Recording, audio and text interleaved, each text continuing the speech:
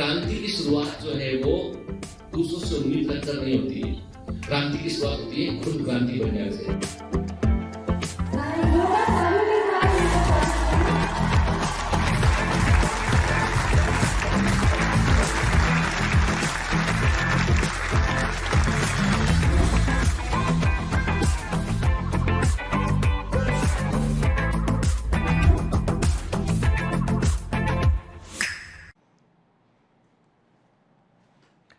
Hello commandos, welcome to Bioventers classes online. I am doctor Jitendra Singh. तो चलिए बेटा आगे बढ़ते हैं हम सेल यूनिट ऑफ लाइफ में, और चैप्टर के बिल्कुल आखिरी हिस्से में हम पहुंच चुके हैं जहां बात करेंगे हम न्यूक्लियस के ऊपर। ठीक है ना बेटा। तो मतलब सेल के अंदर हमने सेल वॉल से लेके सेल मेम्ब्रेन से लेके टूल्स एंड टेक्निक्स से लेके बहुत सारा पढ़ा हमने और काफी कुछ हमने समझा। और सबसे बड़ी बात ये कि इस चैप्टर में हमने कई चैप्टर के फंडामेंटल्स को यहीं पर हमने डिस्कस कर लिया। ठीक है, चलिए तो एक काम करते हैं, आगे बढ़ने से पहले मैं आपसे एक क्वेश्चन करूंगा, आपको उस क्वेश्चन का उत्तर देना है। आपके सामने जो है वो एक सीलिया या जो सीलिया या बोले हम फ्लैजिला का क्रॉस सेक्शन आपके सामने है। तो आपको केवल लेवलिंग को पहचानना, आपको बताना है कि ए क्या है, आपको बताना है लेवलिंग को। ए क्या है बेटा, बी क्या है, सी डी ई और एफ। ठीक है ना। ये बिल्कुल बेटा इंपॉर्टेंट स्ट्रक्चर है, एग्जाम में आ सकता है, इसलिए मैंने आपको लेवलिंग का क्वेश्चन दिया है। तो A B C D E F को इसमें पहचानिए। फिगर 8.10 में A B C D F को आपको पहचानना है। क्लियर? ठीक है, चलिए अब बात करेंगे बेटा, आज हम न्यूक्लियस के ऊपर बात करेंगे। One of the very important portion जहां पर एग्जाम में क्वेश्चन पूछा आता है बेटा। मैंने पहले भी आपसे कहा है कि cell the unit of life chapter ऐसा है जिस चैप्टर में कई सारे चैप्टर की जो है वो जड़ें छिपी हुई है। ये फाउंडेशन है। तो इसलिए हमेशा जब भी मैं हर साल में जब इस चैप्टर को पढ़ाता हूं ना, तो कई सारे लेक्चर लगते हैं। उसके पीछे कारण ये कि this is the foundation chapter, इसके ऊपर सब चीजें फिर बिल्टअप होती है बेटा। ठीक है, चलिए तो सबसे पहले बात करते हैं कि एनसीईआरटी में न्यूक्लियस के बारे में क्या लिखा है।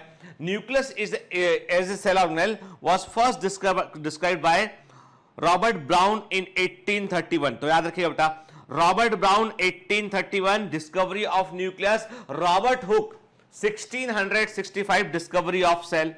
ठीक है, रॉबर्ट हुक ने सेल की खोज की थी, रॉबर्ट ब्राउन ने न्यूक्लियस को खोजा। उन्होंने बताया कि न्यूक्लियस एक रेगुलर सेल ऑर्गेनेल होता है, सेल कंपोनेंट होता है, सेल के अंदर आपको देखने मिलता है। ठीक है ना। Later the material of the nucleus stand by basic dye was given the name chromatin by Fleming. ठीक है, बाद में पाया गया कि न्यूक्लियस के अंदर जो पदार्थ पाया जाता है उसको हम जो है वो क्षारकी स्टेन से, बेसिक स्टेन से उसकी स्टेनिंग कर सकते हैं। तो देखो बेटा, एक वर्ड होता है क्रोमा। क्रोमा का मतलब होता है कलर। क्रोमा का मतलब क्या होता है, इसका होता है कलर। ठीक है ना। ठीक है, सोम मतलब होता है बॉडी या स्ट्रक्चर के। तो क्रोमोसोम का मतलब ऐसे बॉडी या स्ट्रक्चर जिनको हम एसिटोकार्मीन से हेमेटोजाइलॉन से स्टैनिंग कर सकते हैं। कार्मीन, एसिटोकार्मीन, हेमेटोजाइलॉन किसी का भी हम यूज कर सकते हैं। तो इनसे हम इसकी स्टैनिंग करते हैं। तो मतलब ऐसे बॉडी या स्ट्रक्चर जिनके हम आसानी से स्टैनिंग कर पाते हैं उनको हमने क्रोमोसोम कहा। मैंने कहा ना, हर शब्द अपने आप में अपनी कहानी बतलाता है। तो फ्लेमिंग ने बताया कि न्यूक्लियस के अंदर के जो पदार्थ है उनको हम बेसिक डाई से उनको हम स्टैन करते हैं। इससे एक इशारा हमको और मिला कि देखिए सिंपल सी बात है, जो बेसिक क्षारकीय नेचर की डाई होगी ना वो हमेशा एसिडिक केमिकल पे काम करेगी वो, क्योंकि एसिड पर क्षार क्रिया करेगा, एसिड बेस रिएक्शन होगा बेटा। तो मतलब एक इंडिकेशन हमको यहां से यह भी मिला कि फ्लेमिंग ने बतलाया जब कि जो न्यूक्लियस का मटेरियल होता है उसको आप जो है वो क्षारकीय डाई से, बेसिक डाई से उसको आप स्टैन कर सकते हैं। और इसको उन्होंने क्रोमेटिन कहा, चूंकि कलर लेता है इसलिए उन्होंने क्रोमा वर्ड का इस्तेमाल किया। ठीक है, ठीक, तो क्रोमेटिन कहा गया। ऐसे धागे जो कलर लेते हैं वो क्रोमेटिन। ठीक है, ठीक है। तो जो 18 टिन वर्ड लगा है वो धागों के लिए लगता है, थ्रेड के लिए वर्ड यूज करते हैं हम। ठीक है ना। तो क्रोमेटिन मतलब ऐसे धागे जो कलर लेते हैं उनको कहा इन्होंने फ्लेमिंग ने। ठीक है ना। चलिए अब थोड़ा सा हम डिटेल में आके बात करते हैं। ये तो हमने एनसीईआरटी की 2 लाइनें देखी हमने। रॉबर्ट ब्राउन जो है स्कॉटलैंड के बायोलॉजिस्ट थे।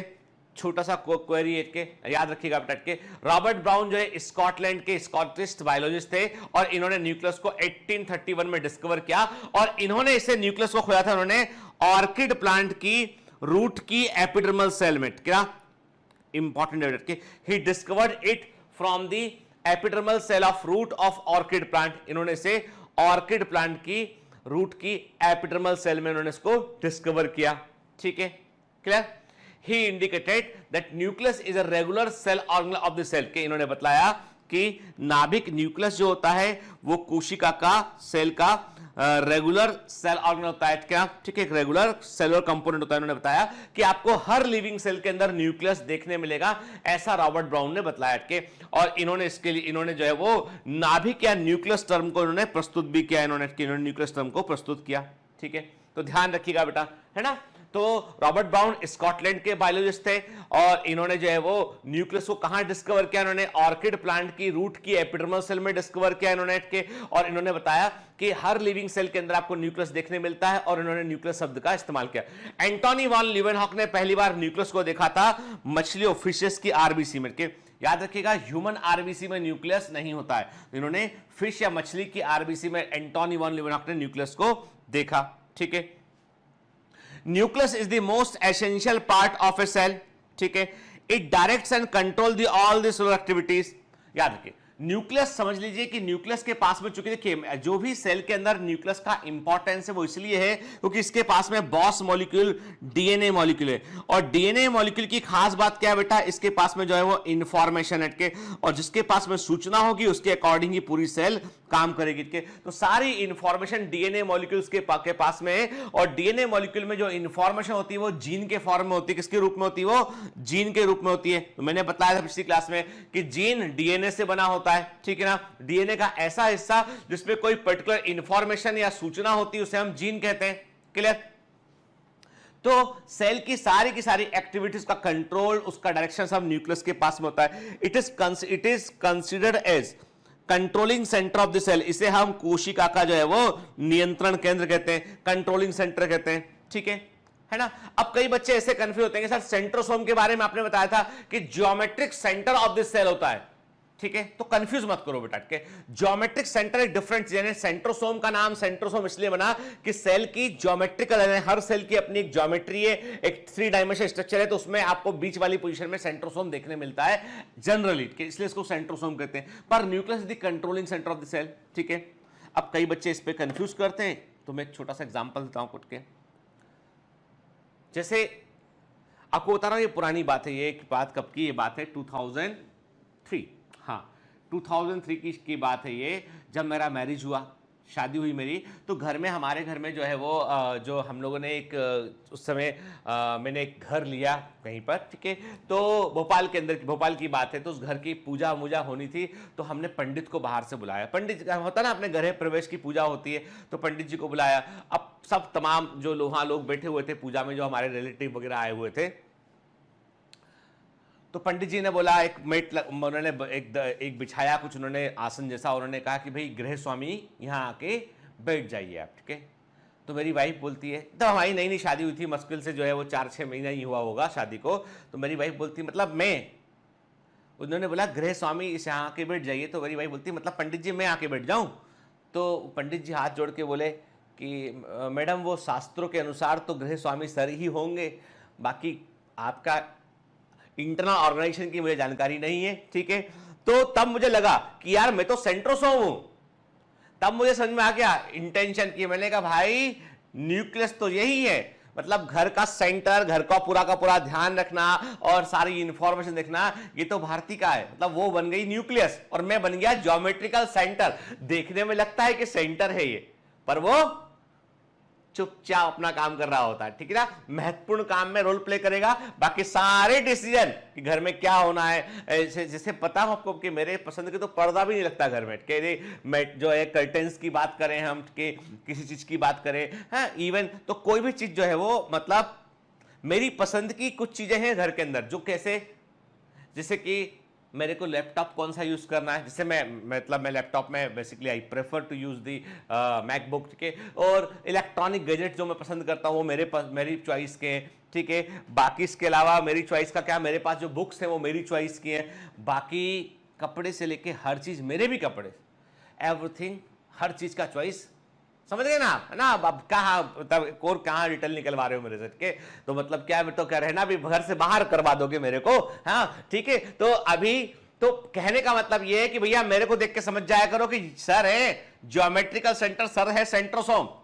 चलती वलती कुछ नहीं है, अपना काम करते रहते हैं बैठ करके, महत्वपूर्ण काम सेल डिवाइड कर लिया, वहां रोल प्ले कर दिया, ठीक है, सीलिया फ्रीजा बनाने में रोल प्ले कर दिया, लेकिन सारा कौन है मैडम, न्यूक्लियस है ना, वो सब डिसीजन वो ये, मतलब हमसे पूछने का मतलब है कि बताया जा रहा है हमको कि देखो मैं मैं सोच रही हूँ कि तुमसे मेरे एक ओपिनियन लेना चाहती हो। मैंने कहा हाँ, मैंने को लगा कि चलो अपना इंपॉर्टेंस कुछ पूछा जा रहा है अपने से। मैं सोच रही हूँ कि सोफा बदल लूं और मैं इस तरह का सोफा ले लूँ, है ना, तो बता रही थी ना, तो मैंने कहा चल देखना है कि लेना है, नहीं वो हो चुका आ रहा है, ठीक है, वो बस इसका वो जो भी बिल है ना वो ऐसा रहेगा, दे देना उसको। मतलब ये है हमारी सलाह, हमसे ली गई सलाह, ठीक है। ये सब बातें बहुत गोपनीय हैं भाई, ठीक है। तो अभी तो मैंने क्या कहा आपसे कि कंट्रोलिंग सेंटर ऑफ सेल क्या है, वो न्यूक्लियस है, because it is having all essential information to run the entire show. Cell के अंदर जो भी चल रहा होगा वो उसके लिए जो है न्यूक्लियस रिस्पॉन्सिबल है, ठीक है ना, क्लियर। चलिए, तो branch of biology with the study of nucleus, नाभिक का अध्ययन करने वाली बायोलॉजी की ब्रांच को क्या बोलते हैं, कैरियोलॉजी बोलते हैं इसको हम, के। And nucleus is essential for the survival of cell, के न्यूक्लियस सेल के सर्वाइवल के लिए जो है वो एसेंशियल होता है, लेकिन biology is the science of exception. यहां भी अपवाद देखने मिलेगा, जो मैमल्स की मैच्योर आरबीसी होती हैं उनमें न्यूक्लियस नहीं होता है, वो इन्यूक्लियट होता है, उनमें न्यूक्लियस खत्म हो जाता है मैच्योरिटी के बाद, यानी यंग शुरुआत में न्यूक्लियस होता है लेकिन बाद में न्यूक्लियस उनमें नहीं रहता है। ऐसे ही फ्लोएम की जो सिप ट्यूब सेल होती हैं वो भी लिविंग होती हैं, फंक्शनल सेल होती हैं, लेकिन इसमें भी न्यूक्लियस नहीं होता है। तो एक्सेप्शन क्या है बेटा, वेरी वेरी आईएमपी और एग्जाम में ये कई बार पूछे गए बेटा। तो मैमल्स की आरबीसी में लिविंग सेल होती हैं और उनमें न्यूक्लियस नहीं होता है, और प्लांट्स में फ्लोएम में जो फूड कंडक्शन करने वाली ट्यूब होती है उसे सीब ट्यूब कहते हैं, और उसमें भी न्यूक्लियस नहीं होता है। These are the living and functional cell without nuclei, clear, ठीक है। तो हम देख रहे हैं, हमें दिखाई पड़ रही है एक एनिमल सेल, और एनिमल सेल में आप न्यूक्लियस देख रहे हो बीच में, न्यूक्लियस के अंदर आपको डिफरेंट कंपोनेंट दिखाई पड़ेंगे, न्यूक्लियोप्लाज्म होगा, न्यूक्लियस की अपनी मेम्ब्रेन होगी, न्यूक्लियर इन्वेलप होगा उसमें क्रोमेटिन रेटिकुलम, क्रोमेटिन जाल उसके अंदर होगा, न्यूक्लियोप्लाज्म अंदर भरा होगा, न्यूक्लियोलस देखने मिलेगा आपको, फिर न्यूक्लियस की आउटर मेम्ब्रेन से एंडोप्लाज्मिक रेटिकुलम जुड़ा होगा, फिर आपको गोल्जी, मतलब आपको जितना हमने अब तक पढ़ा है वो सारा कुछ आपको दिखाई पड़ रहा है। और अब आप इतना पढ़ चुके हैं इस समय कि आप कोई भी स्ट्रक्चर को सेल के अंदर देखते झट से पूरी बातें आपको याद आती हैं या नहीं आती, बताइए, ईमानदारी से बताइए। हर चीज ने, अब आप इस इमेज को देख के आप झट से आपका दिमाग कैलकुलेट कर रहा है कि अच्छा ये गोल्जी कॉम्प्लेक्स है, ये सेंट्रल है, ये लाइसोम है, ऐसे काम करता है। तो अब आपके दिमाग में वो पूरी इमेज आ गई, और बस मैं वही चाह रहा था कि आपका दिमाग चीजों को सोचने लगे बेटा, ठीक है ना, क्लियर। देखिए, अब हम सेल के अंदर जाकर देख रहे हैं, एक सेल देख रहे हैं, इसमें न्यूक्लियस में न्यूक्लियर पोर, जो न्यूक्लियर एनवेलप है उसमें पोर होते हैं, इसे न्यूक्लियर पोर कहते हैं हम, ठीक है ना, याद है ना। डबल मेम्ब्रेन सेल में 3 जगह पे होती है, न्यूक्लियस, माइटोकॉन्ड्रिया, क्लोरोप्लास्ट की दोनों मेम्ब्रेन स्मूथ होती है, माइटोकॉन्ड्रिया की इनर मेम्ब्रेन में फोल्ड होता है, उसे क्रिस्टी कहते हैं, और न्यूक्लियस की डबल मेम्ब्रेन में पोर पाए जाते हैं, छेद पाए जाते हैं, ठीक है ना, clear. Nucleus is the largest cell organelle in the protoplasm of cell, के न्यूक्लियस जो है वो कोशिका के जीव द्रव्य में, सेल के प्रोटोप्लाज्म में सबसे बड़ा कोशिकांग होता है, के इसको हम नॉर्मल लेबोरेटरी माइक्रोस्कोप से भी देख सकते हैं, के और इसके आधार पर हम जो है वो जीवों को 2 ग्रुप में बांटते हैं। एक होते हैं जिनमें वेल डेवलप्ड न्यूक्लियस नहीं होता है, उनको प्रोकैरियोटिक सेल कहते हैं, जिनमें होता है उसे यूकैरियोटिक सेल कहते हैं। प्रोकैरियोटिक सेल में न्यूक्लियस में न्यूक्लियर मेम्ब्रेन नहीं होती है, डीएनए में हिस्टोन प्रोटीन नहीं होता है, तो ऐसे न्यूक्लियस को हम जीनोफोर कहते हैं या न्यूक्लियोइड कहते हैं, याद है बेटा, ठीक है। Single, circular, double strand DNA होता है जो लूप क्वाइड फेज में होता है, लेकिन उसमें न्यूक्लियर मेम्ब्रेन नहीं होती है, डीएनए में हिस्टोन प्रोटीन नहीं होता है, ठीक है। The shape and size of nucleus varies with the metabolic state of the cell, के सेल कोशिका की उपापचय स्थिति के आधार पर न्यूक्लियस का शेप और साइज जो है वेरी करता है। Larger the cell larger the nuclei, जितनी बड़ी कोशिका होगी उतना बड़ा न्यूक्लियाई होगा। Smaller the cell smaller the nuclei, के तो बड़ा कॉमन सा स्टेटमेंट है, एग्जाम में पूछ लेता है जनरली। सामान्यता हमेशा मानते हैं कि बड़ी सेल का न्यूक्लियस बड़ा होगा, छोटी सेल का न्यूक्लियस जो है वो छोटा होगा, ठीक है। लेकिन इसमें भी एक फंडा है बेटा, दिमाग में रखना, एक फंडा इसमें, फंडा ये है कि यदि एक नॉर्मल सेल है, मेरी बात ध्यान से, एक नॉर्मल सेल है, उसमें नॉर्मल साइज का न्यूक्लियस प्रेजेंट है के।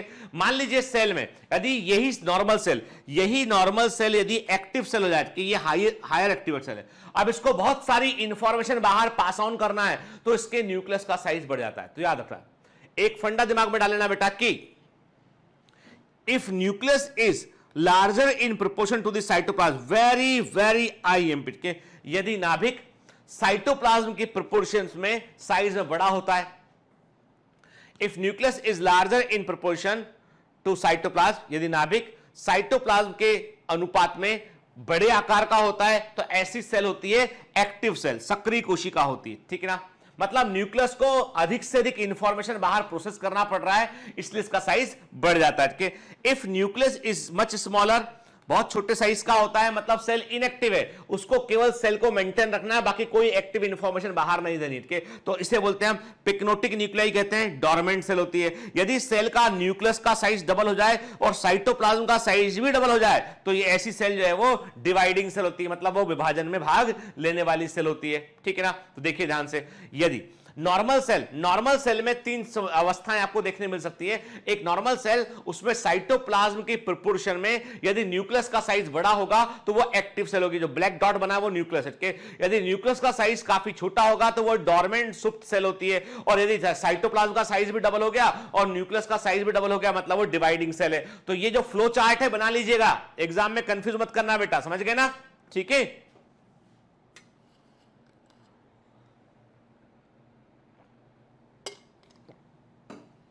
ठीक है बेटा, है ना। तो एक्टिव सेल में साइटोप्लाज्म के प्रोपोर्शन में न्यूक्लियस का साइज बड़ा होगा, डोरमेंट सेल में बहुत छोटा होगा, और यदि साइटोप्लाज्म का वॉल्यूम भी बढ़ गया है, न्यूक्लियस का वॉल्यूम भी बढ़ गया, मतलब वो डिवाइडिंग सेल है, ठीक है। अब फिर वापस एनसीईआरटी में आए हम के द इंटरफेज न्यूक्लियस। अब आप बोलोगे सर ये इंटरफेज क्या होता है? देखो बेटा, सेल जो है बनती, देखो एक सेल है, ठीक है, सेल बनी, ठीक है, इसने अपना साइज ग्रो किया, फिर ये डिवाइड कर गई, ठीक है, फिर सेल ने अपना साइज ग्रो किया, फिर ये डिवाइड कर गई, ठीक है। मतलब सेल के जीवन में क्या हो रहा है बेटा? डिवीजन, मैंने कहा एक होता है, यहां पे मैंने कहा ग्रोथ, डिवीजन, फिर नई सेल बनी, उन्होंने क्या किया, फिर ग्रोथ किया, फिर डिवीजन। समझो बात को, ठीक है ना। क्या हो रहा है? ग्रोथ डिवीजन, ग्रोथ डिवीजन, ऐसे ही हो रहा ना, देखिए ना। यानी सेल बनी, उसने अपना आकार बढ़ाया, फिर डिवाइड कर गई, फिर उसने जो नई बनी सेल है उसने अपना आकार बढ़ाया, फिर वो डिवाइड कर गई, मतलब ग्रोथ डिवीजन ऐसा चल रहा है लगातार के। ग्रोथ हुआ, डिवीजन हुआ, ग्रोथ हुआ, फिर डिवीजन हुआ के। इसका मतलब ये हुआ कि ये एक डिवीजन और ये एक डिवीजन के, एक डिवीजन ये है, एक डिवीजन ये, इन दोनों के बीच में क्या हुआ? सेल की ग्रोथ हुई। क्या हुआ? ग्रोथ हुई के। तो मैंने क्या बोला आपसे? मैंने कहा इन दोनों के बीच में, दो डिवीजन के बीच में एक अवस्था है, उसको बोला हमने इंटरफेस। क्या बोला उसको हमने? इंटरफेस। मतलब एक सेल जो डिवाइड होकर बनी है नहीं, वो सेल जब अगली बार डिवाइड करेगी वो, ठीक है, तो उसके बीच में टोटल क्या हो रहा है? ग्रोथ हो रहा है, और उससे क्या बोला हमने? इंटरफेस। तो एक्चुअली में इंटरफेस किसके बीच की दो अवस्था है? ध्यान से बात सुनना, ये सेल डिवीजन वाला हिस्सा है जिसको मैं बता रहा हूं आपको यहां पे, मतलब इंटरफेस। अब देखो एनसीईआरटी लिख दिया इंटरफेस न्यूक्लियस, अब क्या कुछ मतलब तो समझ में आना चाहिए ना इसका, यानी जो वर्ड लिखा है उसका मतलब समझ में नहीं आएगा तो रट रहे हैं, और रटने पे तो काम नहीं बनेगा बेटा, रटने से एग्जाम नहीं निकलता। जो भी जिसको भी ये गलत फहमी है ना बेटा, दिमाग से निकाल देना, आप रट ही नहीं सकते। बायोलॉजी को यदि पूरा रट लिया ना आपने तो आपके कितने नंबर आएंगे बता रहा हूं मैं, 230 240 नंबर, इसके ऊपर नहीं बढ़ेगा। कई बच्चे बोलते हैं मुझसे कि सर हम पढ़ रहे हैं इतना, हमने तो डीपीएस भी याद कर लिया, हमने ये भी कर लिया, हमने वो भी कर लिया, तब भी हमारे नंबर नहीं बढ़ रहे हैं। क्यों नहीं बढ़ रहे नंबर? क्योंकि आप याद कर रहे हैं, आप समझ नहीं रहे आप, ठीक है। क्वेश्चन में थोड़ा वेरिएशन होता है, आपको लगता है वो तो सेम टाइप का क्वेश्चन है, आपको लगता है सेम टाइप क्वेश्चन है, जबकि क्वेश्चन में थोड़ा सा वेरिएशन है और आंसर बदल गया, इसलिए उसका आपने खुद देखा। आपने डीपीएस में कई क्वेश्चन सॉल्व करते हो, आपको लगता है कि इसका आंसर ये होना चाहिए, पर आंसर कुछ और निकलता है उसका। क्यों? थोड़ा सा क्वेश्चन में वेरिएशन था, एक ट्विस्ट क्वेश्चन के अंदर था, आंसर बदल गया उसका। तो इसलिए प्रैक्टिस करना बहुत जरूरी है बेटा, है ना, ठीक है।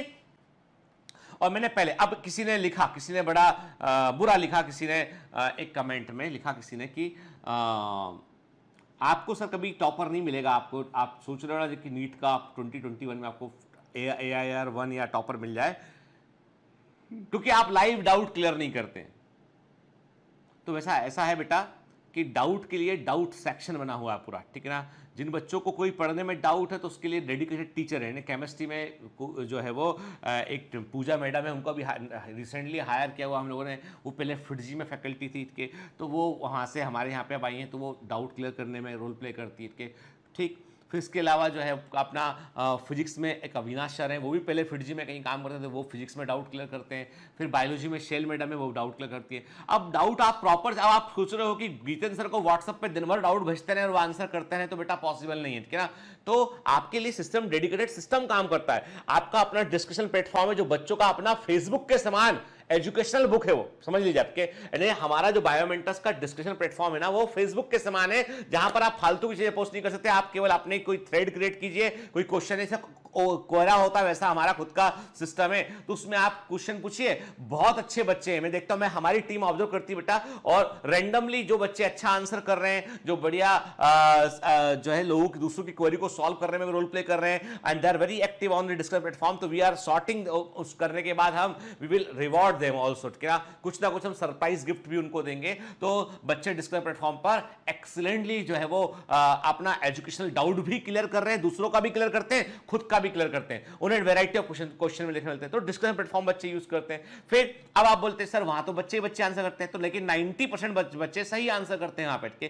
फिर रही बात कि यदि आपको टीचर से डाउट पूछना, तो टीचर के लिए डाउट सेक्शन अवेलेबल है आपको के। पर ऐसा कमेंट कि आपको दिल दुखाने का कोई अधिकार नहीं हमारा कि आपको टॉपर कभी नहीं मिलेगा सर, ना मिल, तुमको नहीं पढ़ना बेटा, जाओ यहां से, ठीक है। लेकिन हमारा बच्चा तो हमको हमारे लिए ईमानदारी से मेहनत करेगा और वो AIR 1 लाकर दिखाएगा। और मुझे मालूम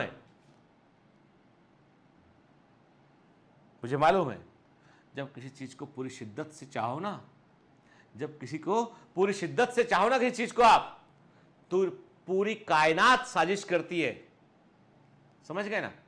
तो होगा, मैं कहता हूं, मेरा दिल कहता है, अंदर से कन्विक्शन है मेरा, कहता है कि एक दिन बायोमेंटर से AIR 1 आएगा, AIR 2 आएगा, टॉप 10 में मैक्सिमम बच्चे बायोमेंटर्स के होंगे, ये मेरा दिल कहता है, ठीक है मुझे यकीन, आप पर यकीन है मुझे, ठीक है ना। कुछ आप चाहे कुछ करते हो, पर मुझे आप पर यकीन है। अब इस यकीन को थोड़ा भी मानते हैं ना आप, मुझे थोड़ा सा भी मानते हैं, इस यकीन को आपको सच्चाई में बदलना है बेटा, ठीक है ना। चलिए, तो अभी इसलिए कहता हूं मैं, फंडा समझो के। तो इंटर मतलब दो के बीच में, फेस मतलब दो अवस्थाओं के बीच में। पर कौन सी दो अवस्थाओं के बीच में बताया तो है ही नहीं। अरे दो डिवीजन के बीच में, ये डिवीजन बीच में ग्रोथ। तो मतलब interphase is actually the growth phase, interphase actually growth. अब सिंपल सी बात है, इंटरफेज में ग्रोथ फेज होगी, तो उस समय न्यूक्लियस का साइज बढ़ना चाहिए या कम होना चाहिए? अरे ग्रोथ होगा मतलब साइज बढ़ना चाहिए न्यूक्लियस का, क्योंकि न्यूक्लियस को इंफॉर्मेशन बाहर फ्लो करनी है कि भाई बनाओ प्रोटीन बनाओ ढेर सारा, तो इंफॉर्मेशन बाहर फ्लो करनी है कि नहीं करनी है, ठीक है। चलिए अब पढ़ते हैं कि एनसीईआरटी क्या लिखता है। The interphase nucleus, the nucleus of a cell when it is not. अब देखो इसने क्या लिख दिया, ऐसा लिख दिया, मतलब ऐसा न्यूक्लियस डिवाइड, मतलब नॉट डिवाइडिंग का मतलब क्या है, वो ग्रोथ कर रहा है बेटा। क्या कर रहा है वो? ग्रोथ कर रहा है वो, ठीक है, ठीक। Highly extended and elaborate nucleoprotein fibre chromatin देखने मिलते हैं। क्यों ऐसा होता है बेटा? सिंपल सी बात है कि यदि मैं कोई चीज को पढ़ रहा हूं, कि मैंने आपसे कहा कि यदि मैं मेरे पास जो है वो क्या है, मेरे पास एक शीट है, ठीक है ना। अब इस शीट को मैं पढ़ूंगा तो मैं इसे खोलूंगा, हाँ भाई ये लिखा है इसमें, है ना, ठीक है, पढ़ूंगा इसको, खोलूंगा। और नहीं पढ़ूंगा तो मैंने क्या किया, मैंने इसको ऐसे कंडेंस कर दिया, इसको मैंने, ये हो गया कंडेंस, ये बन गया क्रोमोसोम। क्या बन गया? ये रॉड के समान क्रोमोसोम बन गया। चलो इसको क्रोमेटिन रेटिकुलम में कन्वर्ट करते हैं। खोला, इसको फैला दिया और अब एक एक पन्ना दिखाई दे, ये बन गया क्रोमेटिन रेटिकुलम। फिर बन गया क्रोमोसोम, ये बन गया क्रोमोसोम। अरे जादू है क्या? अरे कुछ नहीं है बेटा, कंडेंसेशन और डीकंडेंसेशन हटके डीकंडेंसेशन खुल गया, पूरा फैल गया, तो वो क्रोमेटिन थ्रेड बन गया, और ऐसे क्रोमेटिन थ्रेड आपस में गुथ जाएंगे, एक जाल बनेगा, तो क्रोमेटिन रेटिकुलम बोलेंगे, और जब ये क्रोमेटिन थ्रेड कंडेंस हो जाएंगे और रॉड के समान हो जाएंगे तो क्या बोलेंगे? क्रोमोसोम बोलेंगे। तो इनमें फर्क नहीं है, फर्क इतना सा है, जब सेल डिवाइड करेगी, जब सेल डिवाइड करेगी तब क्रोमोसोम दिखाई पड़ेंगे, जब सेल ग्रोथ करेगी तो क्रोमेटिन रेटिकुलम दिखाई पड़ेगा। भाई मैं जब पढ़ रहा था तो मैंने पेपर खोला कि नहीं खोला, मैंने डिकंडेंस किया कि नहीं किया, मैंने उसको शीट को किया था ना आपके सामने के, और जब मुझे नहीं पढ़ना था तो मैंने बंद कर दिया उसको, कंडेंस कर दिया उसको मैंने। तो कंडेंसेशन क्रोमोसोम कब देखने मिलेगा? डिवीजन के समय। डीकंडेंसेशन मतलब क्रोमेटिन रेटिकुलम कब देखने मिलेगा? ग्रोथ के समय। ठीक है, अब पढ़ते हैं हम क्या लिखा है ना। तो एनसीईआरटी में जो एक एक वर्ड लिखा ना उसको समझा करो बेटा के। हाईली एक्सटेंडेड मतलब डीकंडेंसेट के, इलेबोरेट न्यूक्लियोप्रोटीन फाइबर। ठीक है, अब न्यूक्लियोप्रोटीन फाइबर मतलब इसमें डीएनए है और प्लस इसमें प्रोटीन है और मेनली इसमें हिस्टोन प्रोटीन है। तो न्यूक्लिक एसिड डीएनए है और प्रोटीन है, इसलिए न्यूक्लियोप्रोटीन फाइबर बोला, क्रोमेटिन। ठीक है, फिर न्यूक्लियस का मैट्रिक्स होता है, इसमें स्फेरिकल बॉडी न्यूक्लियस हमको देखने मिलता है। ठीक है, न्यूक्लियस भी हमको देखने मिलेगा इसमें। ठीक, क्लियर? न्यूक्लियर मैट्रिक्स बोले तो न्यूक्लियोप्लाज्म की बात कर रहे हैं बेटा, है ना। ठीक है, देखिए, and this is also and important stage, और ऑलरेडी एआईपीएमटी के अंदर ये इमेज बेटा एग्जाम में आ चुका है, ऑलरेडी एआईपीएमटी में ये इमेज पूछ चुके हैं। ठीक है ना। मैं आपसे बेटा थोड़ी बातें इसलिए करता हूं, कई बच्चों को लगता है सर बहुत मतलब ज्यादा बातें करते हैं कि क्लास में, ऐसा नहीं है। एक्चुअली बेटा क्या होता है कि लर्निंग की जो प्रोसेस होती है ना, जो हमारी पढ़ने की जो प्रक्रिया होती है ना, ये मोनोटोनस नहीं होना चाहिए कभी भी। ठीक है, इसमें आपका कितना आप पढ़ते हैं ना, उसमें सबसे बड़ी बात यह है कि कितना आप पढ़ते हैं, उससे भी ज्यादा इंपॉर्टेंट ये है कि किस शिद्दत से आप पढ़ते हैं। यानी जो आप पढ़ रहे हैं वो कभी भूले नहीं आपके। और मैं कहता हूं कोई भी बच्चा एक, आप सुन रहे हैं बेटा, मैं आपसे बोल रहा हूं, कोई भी बच्चा बुद्धू नहीं होता है, सिर्फ प्रायोरिटी का फर्क है। यानी अभी तक वो कभी समझने की कोशिश नहीं की। आपको बता रहा हूं मैं कि आप जिस फिजिक्स से डरते हैं ना कई बच्चे, उसको आप देखो इतना ब्यूटीफुल सब्जेक्ट है कि आपको बायो से ज्यादा मजा आने लगेगा। यदि फिजिक्स बनने लगे ना, जब भी टाइम मिलेगा फिजिक्स का क्वेश्चन लगाओगे आप, वो पजल सॉल्व करने के समान है, बहुत मजेदार है वो। ठीक, तो इसलिए बेटा है ना, तो मैं आपसे, मेरे पास कोई तरीका तो है नहीं बेटा, है ना। मैं क्लास में जब मैं पढ़ दिया आपको 1 to 1 भी यदि मैं ऑफलाइन आपको पढ़ाता ना, तो भी मैं आपसे बात करता, क्योंकि मैं आपको समझाना, मतलब मेरे विचार में कोई बच्चा जो है ना, उसके जब तक दिमाग के तार ना हिला देना, क्योंकि देखिए एक होता है कि इंफॉर्मेशन को यहां से वहां देना, एक होता है इंफॉर्मेशन को देने के पहले मैं आपके तार को जागृत कर दूं, टिंग टिंग तार हिलने लगा, फिर आपको समझ में अच्छा ये वाइब्रेशन को हम ऐसे समझेंगे इसको। That is important, very very important. ठीक, चलिए अब ये इमेज को ध्यान देते हैं। तो मैंने कहा कि प्रोटोप्लाज्म का वो हिस्सा जो न्यूक्लियर मेम्ब्रेन से घिरा होता है, न्यूक्लियस के अंदर होता है, उसे न्यूक्लियोप्लाज्म कहते हैं। ठीक है ना। रेस्ट ऑफ द प्रोटोप्लाज्म को हम साइटोप्लाज्म कहते हैं। फिर न्यूक्लियर मेम्ब्रेन दिखाई पड़ रही है आपको, न्यूक्लियर मेम्ब्रेन दिखाई पड़ रही है, और इस मेम्ब्रेन में हमको पोर दिखाई पड़ते हैं। ठीक है, और न्यूक्लियस के अंदर डेंस बॉडी दिखाई पड़ रही है हमें। ठीक है, डेंस बॉडी दिखाई पड़ रही है, इसको हमने क्या बोला, इसको हमने न्यूक्लियोलस कहा हमने। ठीक है ना, क्लियर। अब इसमें एक चीज की लेवलिंग यहां पे नहीं किया उन्होंने, क्या नहीं किया उन्होंने, क्रोमेटिन के, यानी इसमें उन्होंने क्रोमेटिन का लेवलिंग करना भूल गए। एक्चुअली ये जो दिखाई पड़ रहा है आपको, ये क्या है बेटा, ये है क्रोमेटिन। ये क्या है, क्रोमेटिन होते हैं ये। ठीक है, क्रोमेटिन जाल के समान आपको क्रोमेटिन थ्रेड अंदर इसमें देखने मिलेगा। ठीक है, देखिए तो एक्चुअल स्ट्रक्चर यदि हम देखें के, वास्तविक स्ट्रक्चर इसका न्यूक्लियस का देखिए हम एक इमेज बना के, तो हमें कुछ इस प्रकार का वो दिखाई पड़ेगा। तो एक काम करते हैं, ऐसे इसको बाद में देखेंगे, पहले हम अपना, यानी हम लोग आप मेरे साथ तैयार है ना, पेन ले लीजिए, कॉपी ले लीजिए, हम अपना डायग्राम बनाते हैं बेटा, है ना। ठीक है, ताकि याद रहे हमें। ठीक है, सबसे पहले हमने क्या कहा, हमने कहा कि चलो एक काम करते हैं, सबसे पहले हम बनाते हैं इसमें न्यूक्लियर मेम्ब्रेन के। हमने कहा कि ये बन गया है आउटर न्यूक्लियर मेम्ब्रेन। ठीक है, इनर न्यूक्लियर मेम्ब्रेन। ठीक है, अब चूंकि इस मेम्ब्रेन में क्या होता है बेटा, पोर होते हैं, इसलिए हमने, आप है ना, आपके पेन से आप मिटा नहीं पाओगे, मैं मिटा लूंगा, इसलिए मैंने ऐसा बना दिया। ठीक है, मिटा लोगे, पेंसिल से बना रहे थे, क्या बात है यार, सुन लिया मैंने, है ना, समझदार बच्चे मतलब मेरे। ठीक है, देखो ये हमने बनाया है, ये न्यूक्लियर पोर बनाया बेटा हमने ये।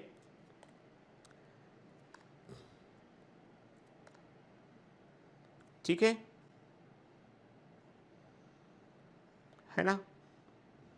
ठीक, फिर आउटर में बाद में हम लेवलिंग करते हैं, पहले थोड़ा डायग्राम डालते हैं फिर लेवलिंग करेंगे। ठीक है, आउटर मेम्ब्रेन जो है, उस आउटर मेम्ब्रेन से जो है वो एंडोप्लाज्मिक रेटिकुलम भी जुड़ा होता है बेटा उससे।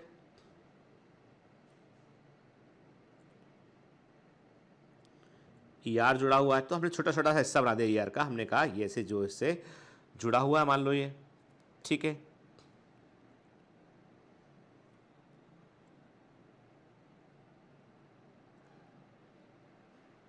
ठीक है, किसी भी शेप का हो सकता है, मैं रैंडम बना रहा हूं कि एक जैसा ना लगे वो। ठीक है, ये आप देखना, आपने कहा कि हमने कहा ये आउटर न्यूक्लियर मेम्ब्रेन से क्या जुड़ा हुआ है, ये एंडोप्लाज्मिक रेटिकुलम जो है उससे वो जुड़ा हुआ है। ठीक है,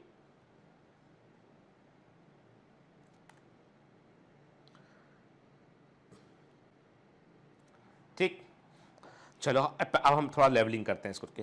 और एक चीज और, हाँ एक चीज और भूल गए यहाँ पे जानते हैं, आउटर न्यूक्लियर मेम्ब्रेन पर कभी कभी ऐसे हमको कई बार राइबोसोम अटैच भी हमें दिखाई पड़ते हैं, हमें राइबोसोम भी अटैच जो है वो दिखाई पड़ते हैं हमको। ठीक है ना? और जो ईआर है उस पर भी राइबोसोम अटैच हो सकते हैं।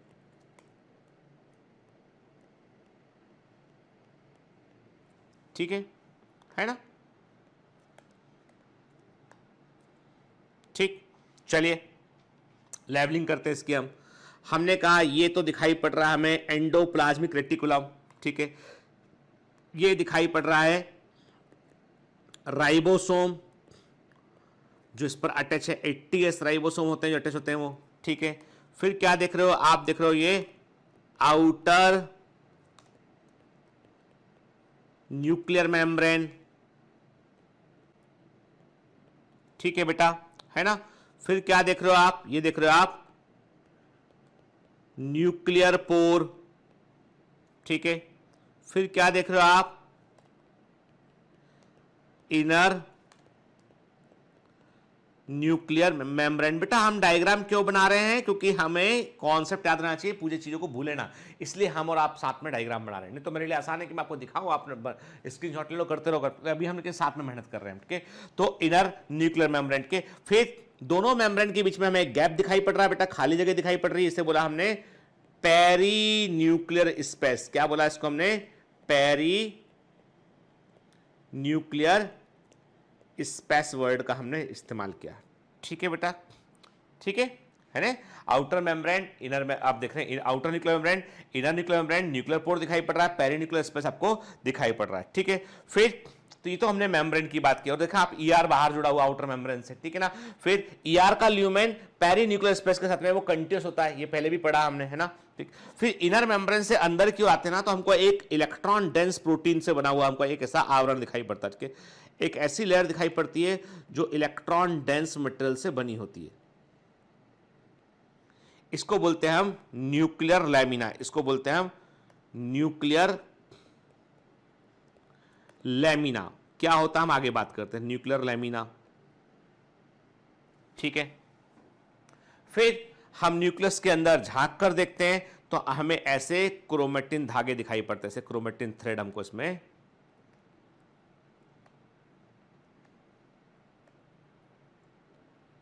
जाल के समान देखने मिलते हैं। ठीक है, हमने बोला ये है क्रोमेटिन रेटिकुलम। ये क्या बेटा, ये है क्रोमेटिन रेटिकुलम। ठीक है, फिर क्या देखा हमने, हमें दिखाई पड़ा यहां पे एक, हमें यहां पर दिखाई पड़ा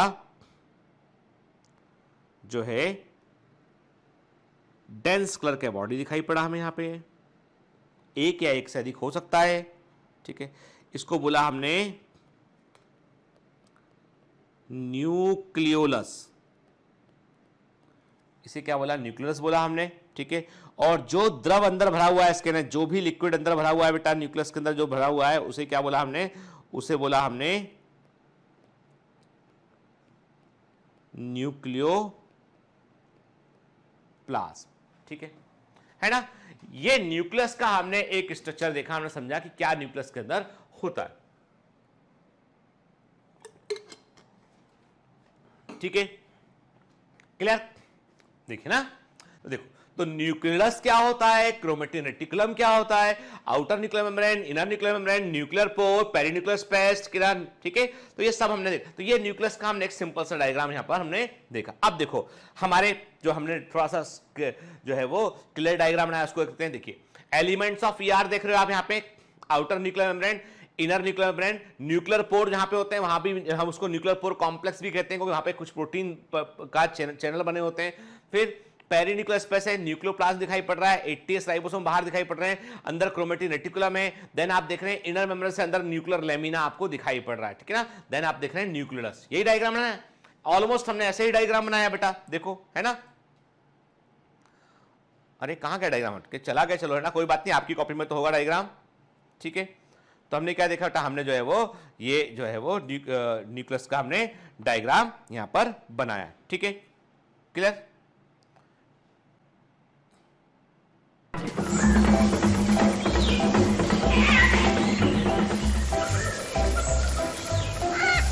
Hello. Sorry to disturb you in between the lecture, but it's important to inform you.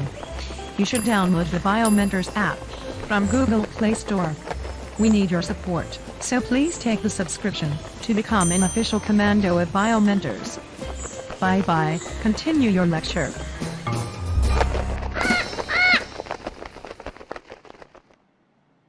ठीक, चल, तो ये तो बात की हमने किसकी बेटा, न्यूक्लियस की। न्यूक्लियस में तो न्यूक्लियर पोर कॉम्प्लेक्स क्या होता है बेटा, ठीक है। एक सेकंड है ना, थोड़ा लैग कर रहा है सिस्टम ये, चल तो कोई बात नहीं बेटा। तो अब देखो हमने क्या देखा, हमने देखा यहाँ पे हमें क्या दिखाई पड़ा, हमें दिखाई पड़ा यहाँ पे कि जो है। तो अब एक काम करते हैं, हम एनसीईआरटी में क्या लिखा, एनसीईआरटी में हमारे क्या लिखा है उसको एक बार हम जरा ध्यान से हम देख लेते हैं, ठीक है। ठीक है, एक बार एनसीईआरटी में क्या लिखा उसको हम ध्यान से देख लेते हैं। Electron microscopy revealed that the nuclear envelope which consist of two parallel membrane. देखो नाभिकीय आवरण जो होता है उसमें दो पैरेलल मेम्ब्रेन होती हैं बेटा, जिनके बीच का स्पेस कितना होता है, वो 100 से लेके 500 एंगस्ट्रॉम होता है। मतलब क्या हो गया बेटा, ये हो गया 10 से लेके 50 नैनोमीटर हो गया। इसको हम पेरी न्यूक्लियर स्पेस कहते हैं, ठीक है। Forms a barrier between the material present inside the nucleus and that of the cytoplasm के। तो न्यूक्लियर एनवेलप जो होता है ना, वो न्यूक्लियस के मटेरियल को बाकी साइटोप्लाज्म से अलग रखता है। एंड न्यूक्लियस के जो मटेरियल होते हैं उनको बाकी साइटोप्लाज्म से अलग रखने का काम किसका होता है, वो न्यूक्लियर एनवेलप का काम होता है, जो डबल मेम्ब्रेन से बना होता है। और इसमें आपको जो है वो दो मेम्ब्रेन के बीच की जगह को हम क्या बोलते हैं, पेरीन्यूक्लियर स्पेस कहते हैं। और पेरीन्यूक्लियर स्पेस कितना चौड़ा होता है, कितना ब्रॉड होता है, वो 10 से लेके 50 नैनोमीटर, मतलब एंगस्ट्रॉम में बोलेंगे तो 100 से लेके 500 एंगस्ट्रॉम, ठीक है। And the perinuclear space is continuous with the channel of the ER के। जो पेरीन्यूक्लियर स्पेस होता है वो एंडोप्लाज्मिक रेटिकुलम के ल्यूमेन के साथ में कंटिन्यूअस होता है, क्योंकि आउटर न्यूक्लियर मेम्ब्रेन से एंडोप्लाज्मिक रेटिकुलम आकर जुड़ता है, ठीक है।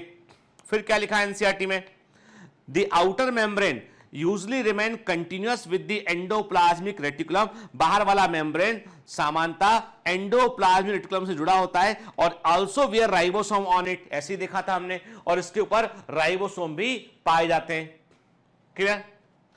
Eight a number of places, बड़ी संख्या में कई जगह पे, at a number of places the nuclear envelope is interrupted by minute pores के। कई जगह पर नाभिकीय इनवेलप में कई सारे छेद होते हैं, और ये छेद कैसे बनते हैं बेटा, ये दो मेम्ब्रेन के फ्यूज करने में बनते हैं। अब आप बोलोगे सर इसका मतलब क्या हुआ, अरे भाई सिंपल सी बात है, हमने कैसे बनाया था, देखो हमने कहा था इनर मेम्ब्रेन आउटर मेम्ब्रेन, ठीक है, ऐसे बनाया था। हमने कहा था कि हमने कहा था देखो ये न्यूक्लियर पोर बना रहे हैं हम, क्या देखो ध्यान से देखना मैं क्या कर रहा हूं, nuclear pore, inner membrane outer membrane fuse कर गया, inner membrane outer membrane fuse कर गया, inner membrane outer membrane fuse कर गया, तो पोर बन गया।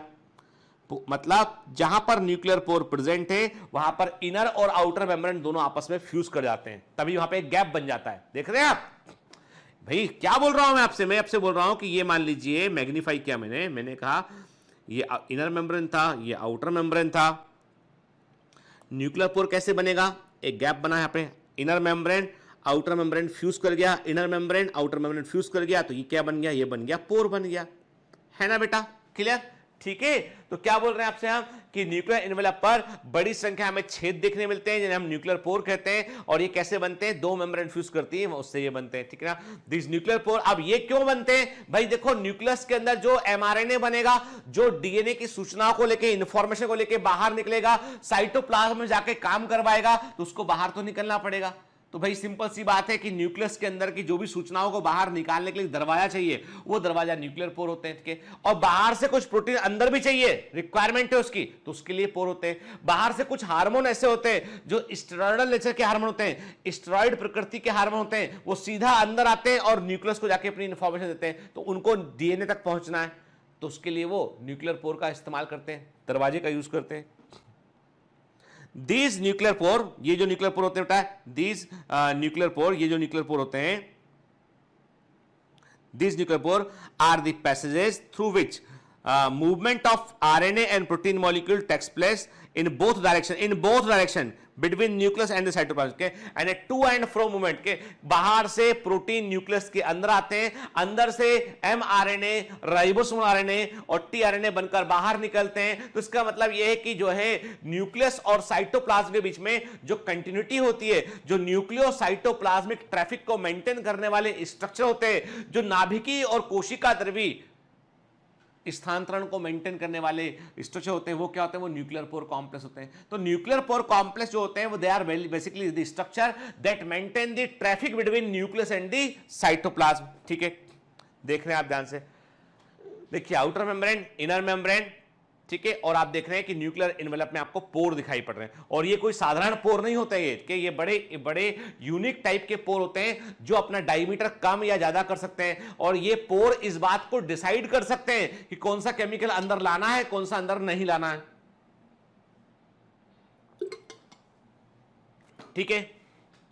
देखिए अब गौर से देखिए, एक पोर को देख रहे हो बेटा, ना एकदम फोकस करना है, क्या बता रहा हूं, क्या बता रहा हूं मैं आपको कि न्यूक्लियस में आपने न्यूक्लियर एनवेलप देखा, उसमें न्यूक्लियर पोर दिखाई पड़े आपको, ठीक है। हमने पोर को मैग्नीफाई किया, हमने पोर को मैग्नीफाई किया, क्या देख रहे हैं हम जो पोर देख रहे हैं, तो ये मैंने कहा पोर, अरे ये न्यूक्लियर पोर है। इस न्यूक्लियर पोर में आपको ऐसे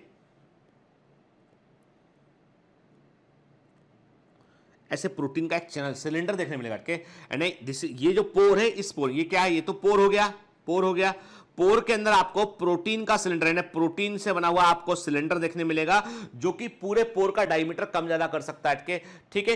तो ये क्या कहलाता है, nuclear pore plus protein channel, protein का जो टनल प्रेजेंट है उसमें अंदर के, प्रोटीन का जो हम सिलेंडर प्रेजेंट है उसको मिला के हम न्यूक्लियर पोर कॉम्प्लेक्स कहते हैं। देखिए ध्यान से, देख रहे हैं आप, ठीक है। तो आप देख रहे हैं कि न्यूक्लियर पोर कॉम्प्लेक्स दिखाई पड़ा, तो गौर से देखिए, छेद में केवल ऐसा नहीं कि छेद केवल एक पोर के समान है, उस पोर में बाकायदा प्रोटीन से बना हुआ एक सिलेंडर प्रेजेंट है, और ये सिलेंडर डिसाइड करता है इस बात को कि किसको अंदर लाना है, किसको अंदर से बाहर निकालना है। देखिए गौर से, तो आपको दिखाई पड़ रहा है न्यूक्लियर पोर, है ना, न्यूक्लियर पोर केवल छेद नहीं है, ये देख रहे हैं आप, देख रहे हैं आप, केवल छेद नहीं, ये बाकायदा प्रोटीन का सिलेंडर इनके अंदर फंसा होता है, जो पूरा कंट्रोल करता है। जैसे होता ना भाई, हमारे घर में भी दरवाजे होते हैं, तो दरवाजा क्या होता है, बेसिकली एक दीवार में एक छेद होता है बड़ा सा, और वो छेद केवल छेद नहीं था, उसमें हम दरवाजे के पल्ले लगाए थे, हम दरवाजे की तो ना जो हमारे विंग्स ऑफ डोर बोलते हैं, पल्ले बोलते हैं, वो लगाए थे, तो वो पल्ले खुल जाएंगे अंदर बाहर,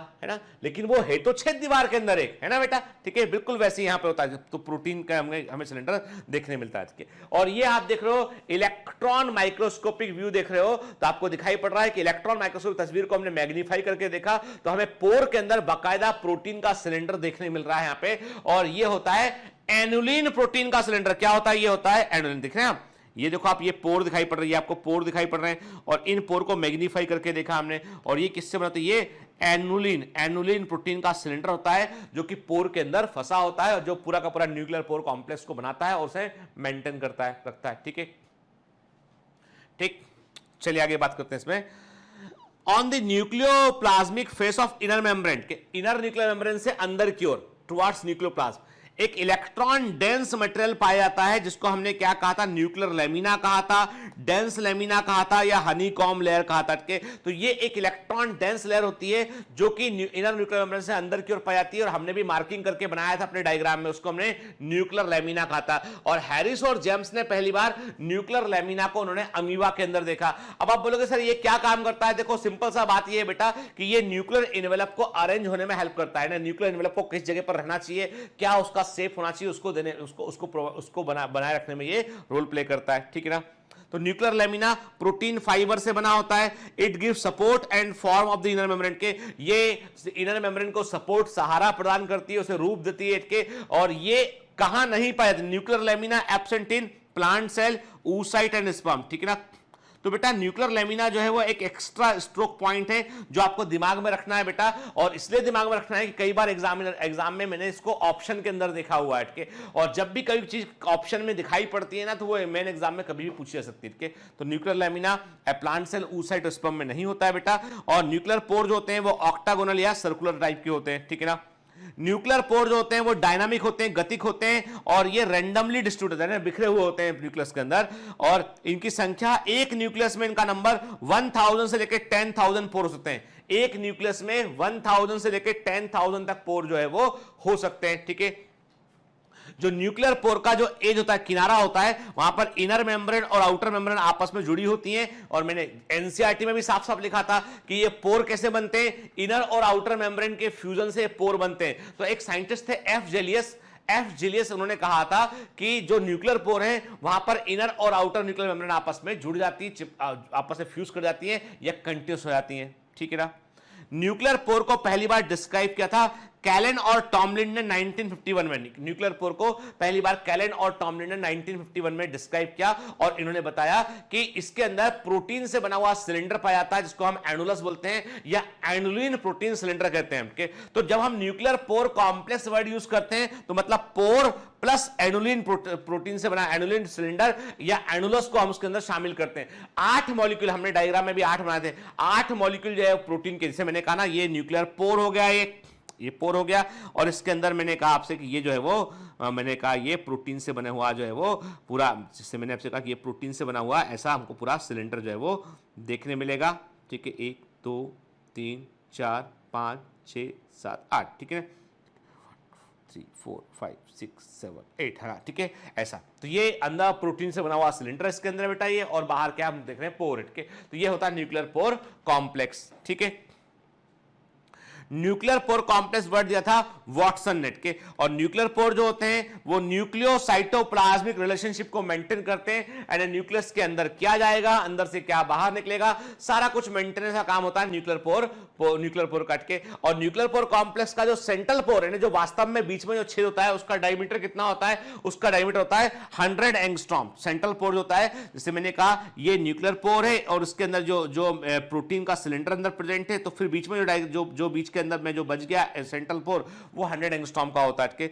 न्यूक्लियोप्लाज्मिन प्रोटीन, न्यूक्लियर पोर कॉम्प्लेक्स में कई बार आपको न्यूक्लियोप्लाज्मिन नाम का प्रोटीन भी देखने मिलता है जो उसके ट्रांसपोर्टेशन में इंपॉर्टेंट रोल प्ले करता है, ठीक है ना। It is also present in the nuclear pore complex, ठीक है ना। अब न्यूक्लियर इनवेलप के काम क्या होते हैं, अब देखिए इसके बारे में हमने कहा ना कि जो एनसीईआरटी में थोड़ा सा लिखा था ना उसको हमने थोड़ा सा डिटेल में समझा हमने कि न्यूक्लियर इनवेलप के काम क्या होते हैं। What are the functions of the nuclear envelope. Number 1, it maintain the shape of the nucleus, ये नाभिक के शेप को बनाए रखता है। It maintain the shape of the nucleus के, ये न्यूक्लियर कंटेंट को अपनी जगह पर रखता है और साइटोप्लाज्म से अलग रखता है। भाई यदि ये मेम्ब्रेन ना हो तो साइटोप्लाज्म और न्यूक्लियर प्लाज्म में कोई अंतर ही नहीं रह जाएगा, ठीक है।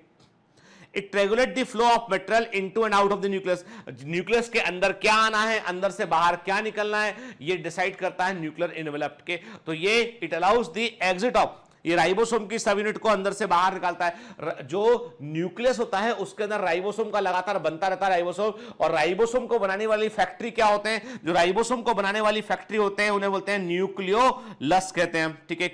एमआरएनए, टीआरएनए, मैक्रोमोलेक्यूल, इनको बाहर निकलने में रोल प्ले करता है। और डीएनए को, चूंकि डबल मेम्ब्रेन होती है और न्यूक्लियर इनवेलप जो होता है वो डीएनए को प्रोटेक्शन भी प्रोवाइड करता है, सुरक्षा भी प्रोवाइड करता है वो, ताकि डीएनए डैमेज ना हो। क्लियर। आप कुछ पॉइंट बेटा नोट करेंगे यहां पे। जो न्यूक्लियर पोर कॉम्प्लेक्स है उसका डायमीटर 600 एंगस्ट्रॉम। अब कंफ्यूज मत होना, जो मैंने कहा ये पोर है, पोर के अंदर ये प्रोटीन का सिलेंडर है,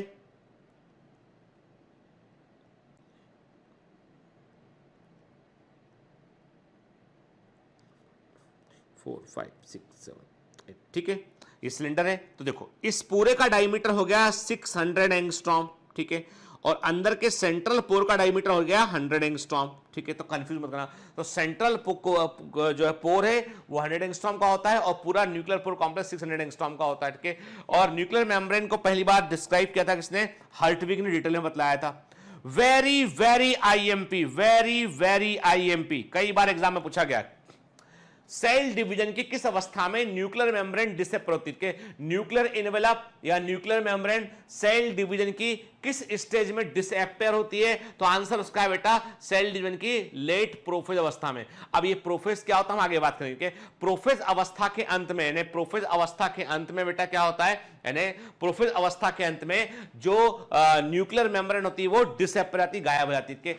कब वापस आती है, रीअपियर कब होती है? तो सेल डिवीजन में टीलोफेज के आखिर में, टीलोफेज के आखिर में मेम्ब्रेन दोबारा से बन जाती है, ठीक है, क्लियर। हाँ, एक बेटा छोटा सा टीलो से मुझे एक वर्ड दिमाग में आया कि जब टीलो वर्ड हम इस्तेमाल करते हैं ना, टीलो का मतलब होता है टर्मिनल, आखिरी, ठीक है ना। शायद से हमने, मेरी बात सुनिएगा, छोटा सा करेक्शन बता रहा हूं, उसको है ना रेगुलर यदि आप हैं तो हमने सेकेंडरी लाइसोसोम को, शायद हमने सेकेंडरी लाइसोसोम को टीलो लाइसोसोम लिख दिया हमने, क्या? तो वो टीलो वर्ड को बेटा आप ठीक कर लेना। टीलो लाइसोसोम होता है रेसिडुअल लाइसोसोम के, टीलो मतलब होता है आखिरी, सबसे आखिर में, क्या? तो टीलो लाइसोसोम होता है रेसिडुअल लाइसोसोम, क्लियर बेटा? मतलब मैं बता रहा हूं, करेक्शन कर लेना आपने उसमें, ठीक है ना, नोट्स में। तो शायद स्लाइड में गलत चला गया वो। तो टीलो लाइसोसोम होता है रेसिडुअल लाइसोसोम, ठीक है ना, जबकि सेकेंडरी लाइसोसोम टीलो लाइसोसोम नहीं होते, वो they are the intermediate lysosome. वो क्या होते हैं? वो इंटरमीडिएट लाइसोसोम होते हैं। प्राइमरी लाइसोसोम होता है कौन सा? जो इनिशियल लाइसोसोम है वो प्राइमरी लाइसोसोम होगा बेटा के, और जो सेकेंडरी लाइसोसोम होता है वो इंटरमीडिएट लाइसोसोम होगा। वो टीलो वर्ड इस्तेमाल करेंगे किसके लिए बेटा? हम रेसिडुअल लाइसोसोम के लिए। तो करेक्शन कर लीजिएगा प्लीज, है ना, ठीक है। चलिए, कभी कभी बेटा स्लाइड में गलती थी, मुझसे गलती हो गया, उसको बाकी वर्ड ये है कि टीलो मतलब होता है आखिरी, ठीक है ना। चलिए, तो अभी क्या लिखा हमने? कहा कि टीलोफेज मतलब आखिरी अवस्था सेल डिवीजन, उसके आखिर में आपको क्या देखने मिलेगा? आपको यहां पर जो है देखने मिलेगा कि न्यूक्लियर मेम्ब्रेन। अब प्रश्न उठता है कि न्यूक्लियर मेम्ब्रेन गायब हुई और आ गई, तो क्या कोई जादू इन्वॉल्व था यहां पे? नहीं, एक्चुअली में न्यूक्लियर मेम्ब्रेन जब गायब होती है ना तो वो ईआर का हिस्सा बन जाती है, और जब रीअपियर होती है ना तो ईआर उसको वापस से दे देता है, ठीक है। नहीं, छिपा लिया, जब ये जुड़ा हुआ था ये, ठीक है, गायब करना है, छिपा लिया, इसको अंदर शामिल कर लिया, जब दोबारा लेके आना है फिर से ओपन कर लिया इसको, ठीक है। तो बिल्कुल वैसे ही ना endoplasmic reticulum plays very important role in the reorganisation of the nuclear membrane, ठीक है। देन व्हेन न्यूक्लियर, कभी कभी न्यूक्लियर मेम्ब्रेन जो होती है वो भी वेसिकल रिलीज करती है, यानी ऐसा देखा गया है कि आउटर न्यूक्लियर मेम्ब्रेन है, इनर न्यूक्लियर मेम्ब्रेन है। तो कभी कभी देखा गया कि जो न्यूक्लियर मेम्ब्रेन होती है, ठीक है, ऐसा ड्रोसोफिला में देखा हमने कि जो न्यूक्लियर मेम्ब्रेन होती है वो भी कुछ वेसिकल्स को कई बार क्या होती है, कई बार कुछ कभी कभी वो वेसिकल्स को प्रोड्यूस करती है, वो वेसिकल्स प्रोड्यूस करती है और उनको रिलीज करती है, ठीक है। तो ऐसी इस चीज को बोलते हैं हम ब्लैबिंग। जब तक एग्जामिनर नहीं पूछे अपना ज्ञान मत दीजिएगा उसको, ठीक है ना। जब तक एग्जामिनर नहीं पूछे अपना ज्ञान मत दीजिएगा, पर दिमाग में रखिएगा, ठीक है, कि ब्लैबिंग का मतलब क्या है। ब्लैबिंग का मतलब है कि न्यूक्लियर मेम्ब्रेन कभी कभी कुछ वेसिकल बना के बाहर रिलीज करती है, उसे ब्लैबिंग कहते हैं। देखने मिलता है हमें ड्रोसोफिला की सलाइवरी ग्लैंड में हमको देखने मिलता है, ठीक है ना, ठीक। यदि एक न्यूक्लियस को हम केवल केमिस्ट्री के पॉइंट ऑफ व्यू से देखें हम कि कितना परसेंट कौन सा केमिकल न्यूक्लियस के अंदर प्रेजेंट है, and what kind of chemical present inside the nucleus and what amount के, तो हम बोलेंगे डीएनए 9 से 12% डीएनए होगा, आरएनए 5% के आसपास होगा, और हिस्टोन प्रोटीन जो होगा वो 12 से लेके 15% के आसपास, 12 से 15% होगा, और अदर प्रोटीन 65% होंगे मैक्सिमम अमाउंट के, लिपिड 2 to 3% होगा। मतलब एक न्यूक्लियस में डीएनए और हिस्टोन का रेशियो लगभग अराउंड 1:1 होता है। This is the important point बेटा, एग्जाम में पूछा गया है, ठीक है, ठीक। तो यदि केमिस्ट्री के पॉइंट ऑफ व्यू से देखेंगे तो न्यूक्लियस में हमने क्या कहा, हमने कहा डीएनए 9 से 12% है, आरएनए 5% है, हिस्टोन प्रोटीन 12 से 15% है, अदर प्रोटीन 65% है, लिपिड 2 to 3% है के, और जो है वो हिस्टोन और डीएनए और हिस्टोन का रेशियो 1:1 के आसपास है। ठीक है ना, क्लियर। अब देखिए normally there is only one nuclear. अब एनसीईआरटी में फिर लौट के आए, कहने हम एनसीईआरटी के छोटे छोटे हिस्से पढ़ते हुए बेटा हम आगे बढ़ रहे हैं समझते हुए। मैं हमेशा कहता हूं एनसीईआरटी को एक सिलेबस समझिए, ठीक है, और अच्छे से पढ़ते हुए आगे बढ़िए उसको। Normally there is one nucleus per cell, ऐसा जनरली होता है कि एक सेल में एक ही न्यूक्लियस होता है, लेकिन आपको वेरिएशन देखने मिलते हैं। ठीक है, कुछ मैच्योर सेल ऐसी होती है जिनमें न्यूक्लियस नहीं होता, जैसे कि मैंने कहा मैमल्स की इरिथ्रोसाइट मतलब आरबीसी की बात कर रहे हैं, रेड ब्लड कॉर्पसेस की बात कर रहे हैं हम, ठीक है, और वेस्कुलर प्लांट्स जो है हायर प्लांट्स की सीप ट्यूब सेल। तो जो आरबीसी ऑफ मैमल्स है, ठीक है बेटा, यानी जो इरिथ्रोसाइट है मैमल्स की और वेस्कुलर प्लांट्स की जो सीप ट्यूब सेल होती है, एंजियोस्पर्म की सीप ट्यूब सेल होती है, उनमें आपको जो है वो लिविंग सेल होंगी, उनमें आपको जो है वो न्यूक्लियस देखने आपको नहीं मिलेगा आपको। ठीक है ना, क्लियर। अब मान लो एक सेल में एक से अधिक न्यूक्लियस प्रेजेंट है, तो इसे बोलते हैं मल्टी न्यूक्लिएट कंडीशन बोलते हैं, हिंदी में कहते हैं इसको हम बहुनाभिकी अवस्था कहते हैं, इसको हम बहुनाभिकी अवस्था कहते हैं इसको हम, ठीक है, मल्टी न्यूक्लिएट कंडीशन कहते हैं इसको हम। ठीक है, मल्टी न्यूक्लिएट कंडीशन कैसे उत्पन्न होती है, दो तरीके, मल्टी न्यूक्लिएट कंडीशन दो मेथड से उत्पन्न होती है, दो तरीके से बेटा उत्पन्न होती है। ठीक है, कैसे हो सकती है, एक तो जैसे एक सेल है उसके अंदर न्यूक्लियस लगातार डिवाइड करे, 2 न्यूक्लियस बन गए, 4 न्यूक्लियस बन गए, ठीक है, 8 न्यूक्लियस, मतलब क्या हो गया कि सेल के अंदर लगातार न्यूक्लियस डिवाइड कर रहा है, साइटोप्लाज्म डिवाइड नहीं कर रहा। तो एक तो ऐसे कंडीशन बन सकती है।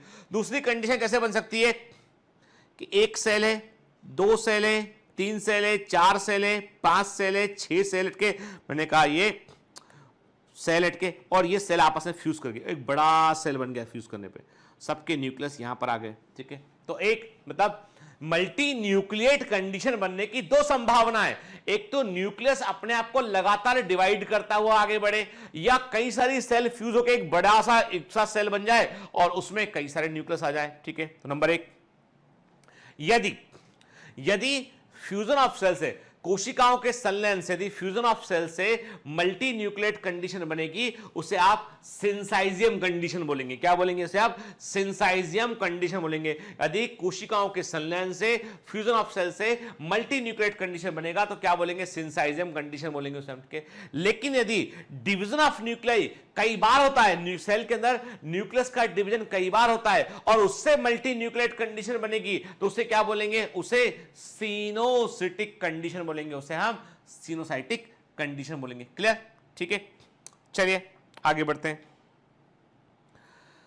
द न्यूक्लियर मैट्रिक्स और द न्यूक्लियर, मतलब न्यूक्लियर मैट्रिक्स, न्यूक्लियस के अंदर का जो न्यूक्लियोप्लाज्म है एक ही चीज है बेटा, के ना कंफ्यूज मत करना के। जो मैट्रिक्स मतलब आधारी पदार्थ, न्यूक्लियस के अंदर जो भरा हुआ है वो न्यूक्लियोप्लाज्म होता है बेटा के। इसमें क्या मिलेगा आपको? उसमें आपको न्यूक्लियस और क्रोमेटिन देखने मिलेगा के। Nucleus are spherical structure present in the nucleoplasm. मैंने कहा nucleus, number 1, don't get confuse कि न्यूक्लियोलस जो है वो इंडिपेंडेंट सेल ऑर्गेनेल नहीं है बेटा के। ये इंडिपेंडेंट, ठीक है, इंडिपेंडेंट सेल ऑर्गेनेल नहीं है कि इंडिपेंडेंट सेल ऑर्गेनेल ये नहीं है बेटा कि ये इंडिपेंडेंट सेल ऑर्गेनेल नहीं होता कि it is a component of the nucleus. तो गलती मत करना बेटा, तो ये nucleolus is a component of the nucleus, it is not an independent cell organelle. Nucleolus में कोई भी मेम्ब्रेन नहीं होती है। ठीक है, clear? The content of the nucleus is continuous with the rest of the nucleoplasm as it is not a membrane bound structure। के याद रखिए, there is no membrane around the nucleolus के न्यूक्लियोलस के आसपास कोई मेम्ब्रेन बेटा नहीं होती है। इसका ये जो है वो सीधा न्यूक्लियोप्लाज्म के अंदर प्रेजेंट होता है। And it is the ribosomal assembly line. ये राइबोसोमल सिंथेसिस का जगह होता है। ये वो जगह होती है जहां पर राइबोसोमल आरएनए बनता है, प्रोटीन से मिक्स होता है और राइबोसोम का फॉर्मेशन होता है। तो इनको बोलते हैं हम ribosomal factory of the cell कहते हैं। And they are involve for the these are the site for the active ribosomal RNA synthesis. ये वो जगह होती है जहां पर लगातार राइबोसोमल आरएनए का निर्माण होता है कि nucleus is the place where the ribosomal RNA, जहां पर कि राइबोसोमल आरएनए का निर्माण होता है बेटा। ये राइबोसोमल आरएनए को बनाने की जगह होती है कि क्लियर? और सिंपल सी बात है, राइबोसोम क्या काम करते हैं? प्रोटीन सिंथेसिस में काम करते हैं। तो ribosomal factory of this cell क्या है? वो न्यूक्लियस है। मतलब जिस सेल में जितना अधिक प्रोटीन का फॉर्मेशन हो रहा होगा, उस सेल को उतने अधिक जो है राइबोसोम की रिक्वायरमेंट होगी, और जितनी अधिक राइबोसोम की रिक्वायरमेंट होगी, न्यूक्लियस उतना अधिक काम करेगा, उतनी बड़ी संख्या में होगा। ठीक है ना? The larger and more numerous nuclei are present in cells actively carrying out the protein synthesis. ठीक है?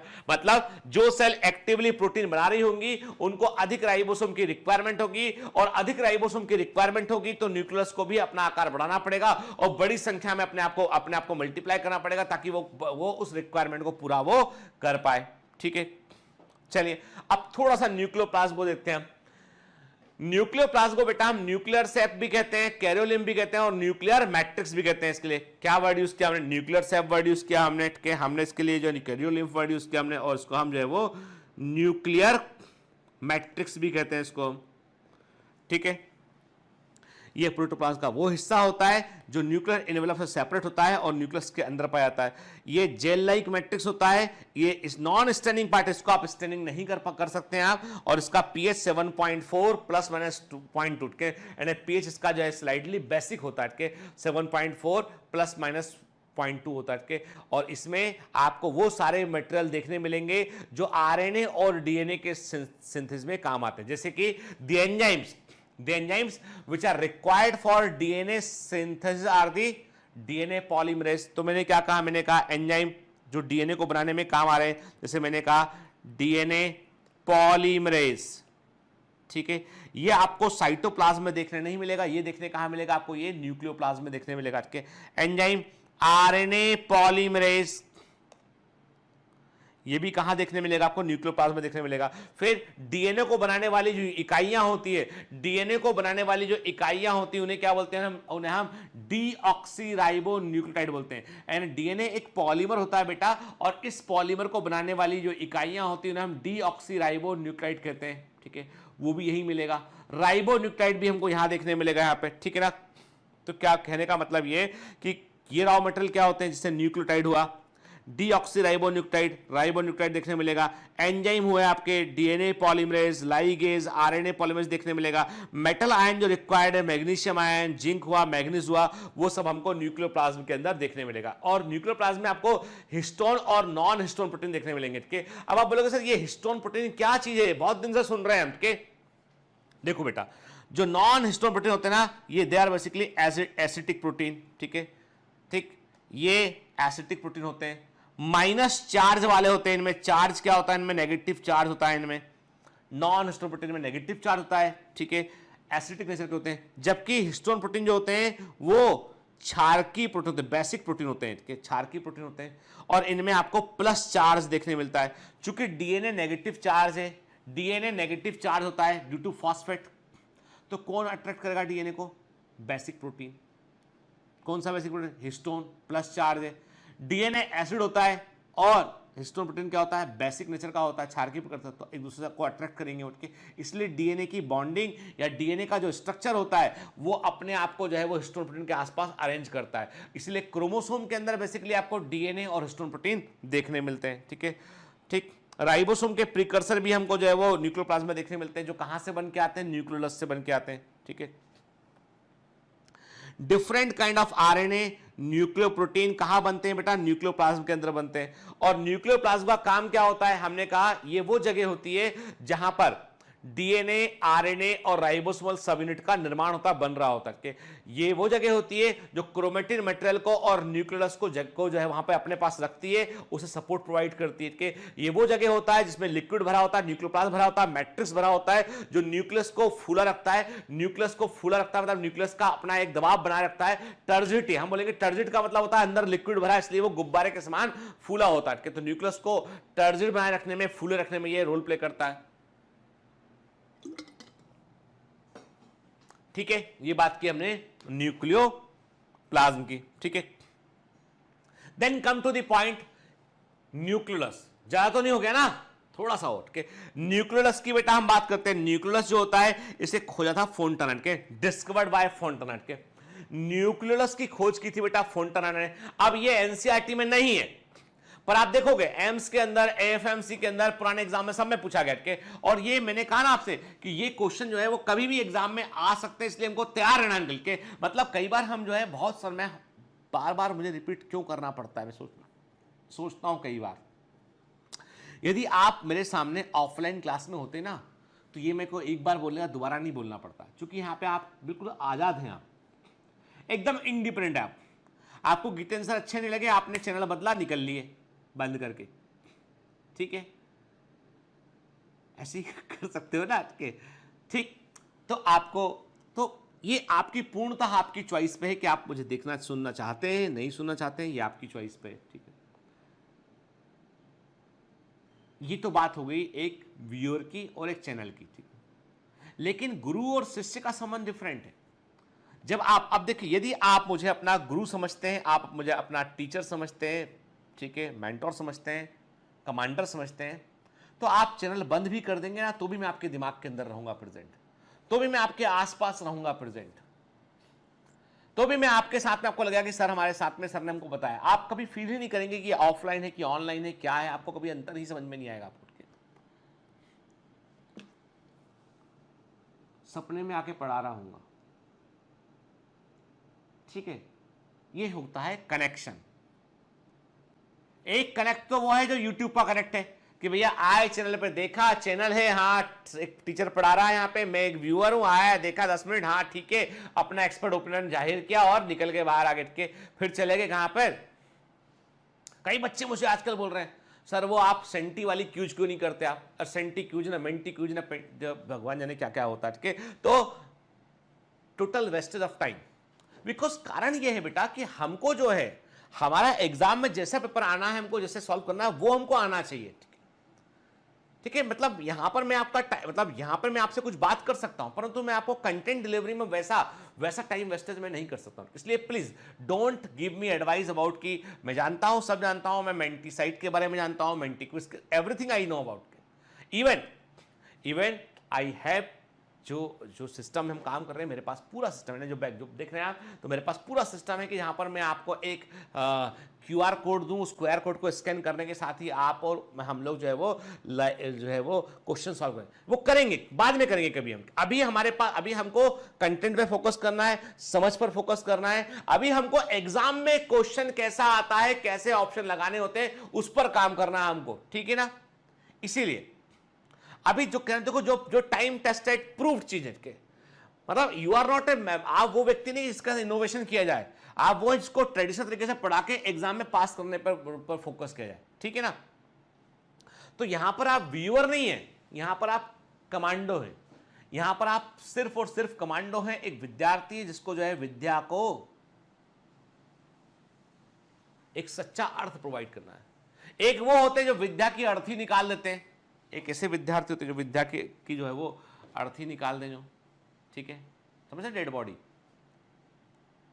चलिए, तो अभी हम बात कर रहे हैं, हम किस पे बात कर रहे हैं, हम बात कर रहे थे इसमें कि तो कुछ चीजें ऐसी बेटा जो आपको थोड़ा सा पढ़ना पड़ेगा, देखना पड़ेगा मुझे बैठ के। तो अभी मैंने क्या कहा आपसे कि न्यूक्लियस को डिस्कवर किसने किया था, फोंटाना ने न्यूक्लियस को जो है वो डिस्कवर किया। फर्स्ट टाइम इसको डिस्क्राइब किया था वैगनर ने, ठीक है, और टर्म न्यूक्लियस दिया वोमैन ने, जो एग्जाम में पूछा गया बेटा, ठीक है, और इसका अल्ट्रा स्ट्रक्चर बतलाया था डे एंड बर्नहार्ड के।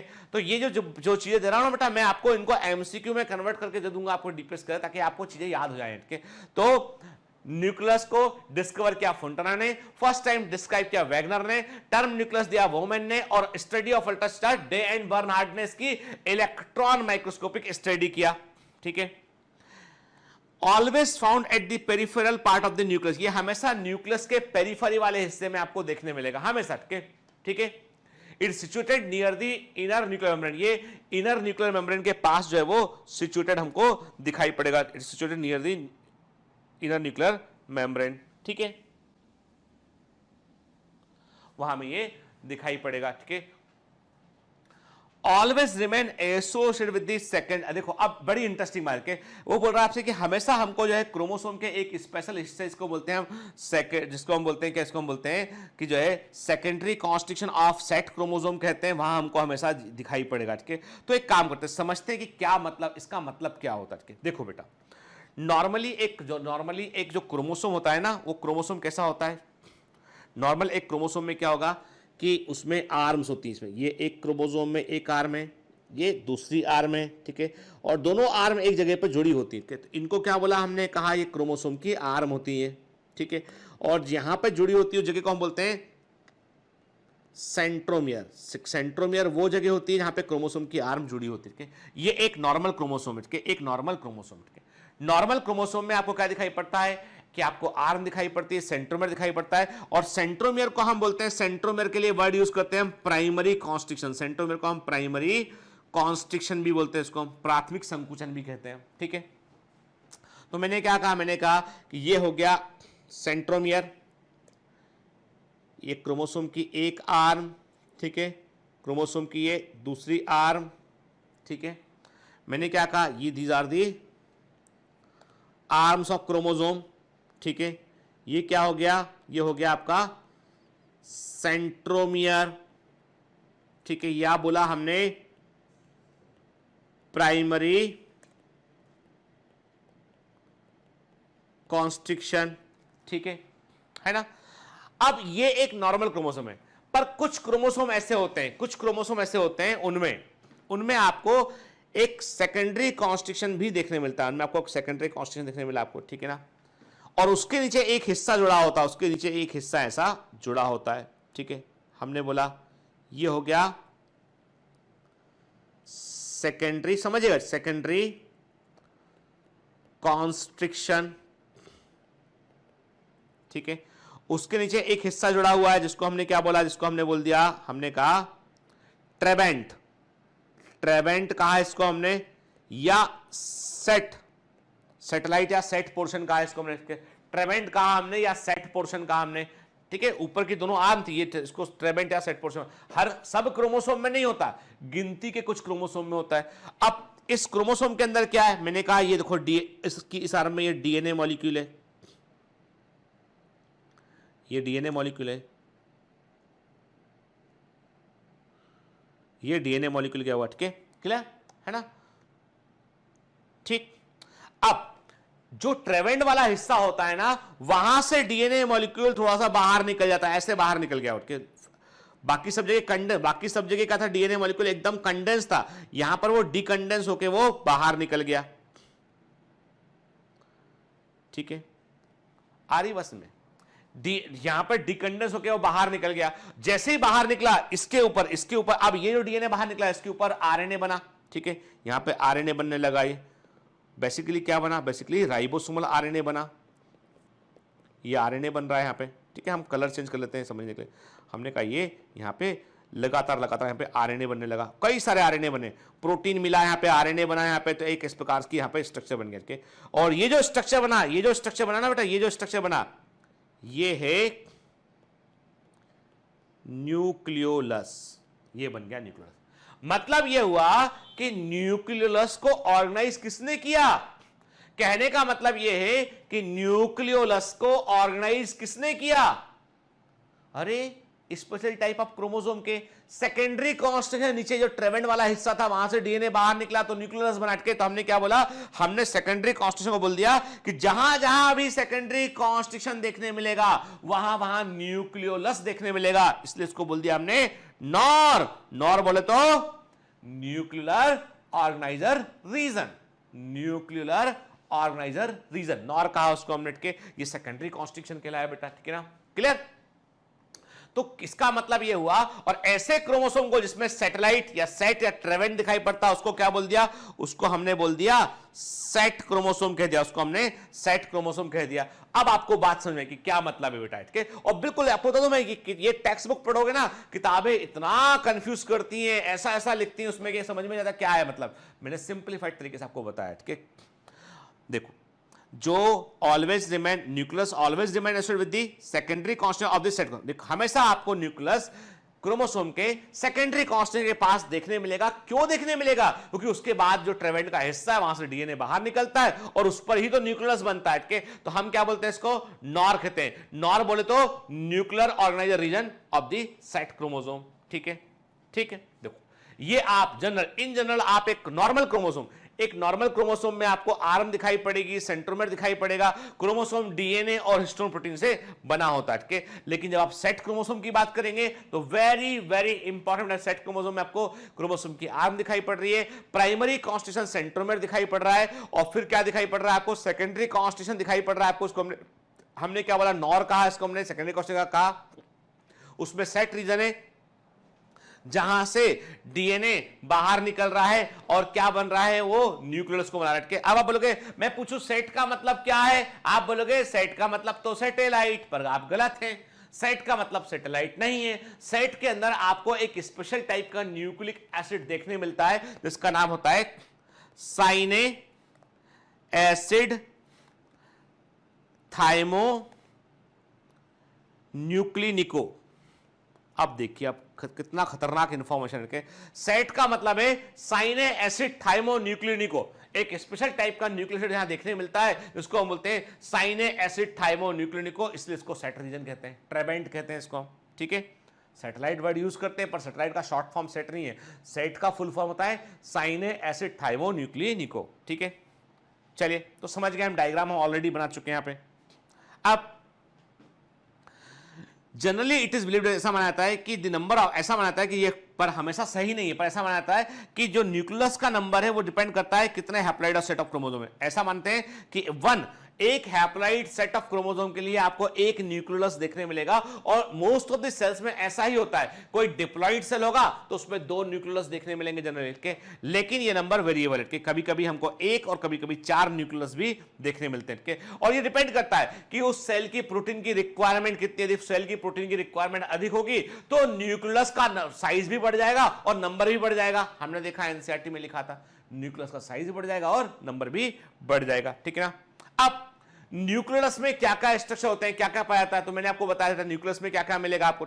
देखो बेटा, न्यूक्लियस के पास, देखो ध्यान से, न्यूक्लियस के पास जो डीएनए आया वो कहां से डीएनए आया, वो डीएनए क्या न्यूक्लियस का खुद का डीएनए है? आपने कहा नहीं, वो कहां से डीएनए आया, वो सैटेलाइट वाले पोर्शन से निकल के आया डीएनए था। ठीक है ना। तो हमने क्या बोला कि न्यूक्लियस में हमको कुछ डीएनए दिखाई पड़ेगा, क्रोमेटिन दिखाई पड़ेगा, वो कहलाता है, जो पेरीफेरी पे होगा पेरी न्यूक्लियर क्रोमेटिन बोलेंगे, अंदर होगा इंट्रा न्यूक्लियर क्रोमेटिन बोलेंगे। ये क्रोमेटिन सैटेलाइट वाला पोर्शन जो है, सेट पोर्शन है, उससे निकला हुआ बाहर डीएनए होता है। इसको बोलते हैं, इस पोर्शन को मिलाकर हम बोलते हैं पार्स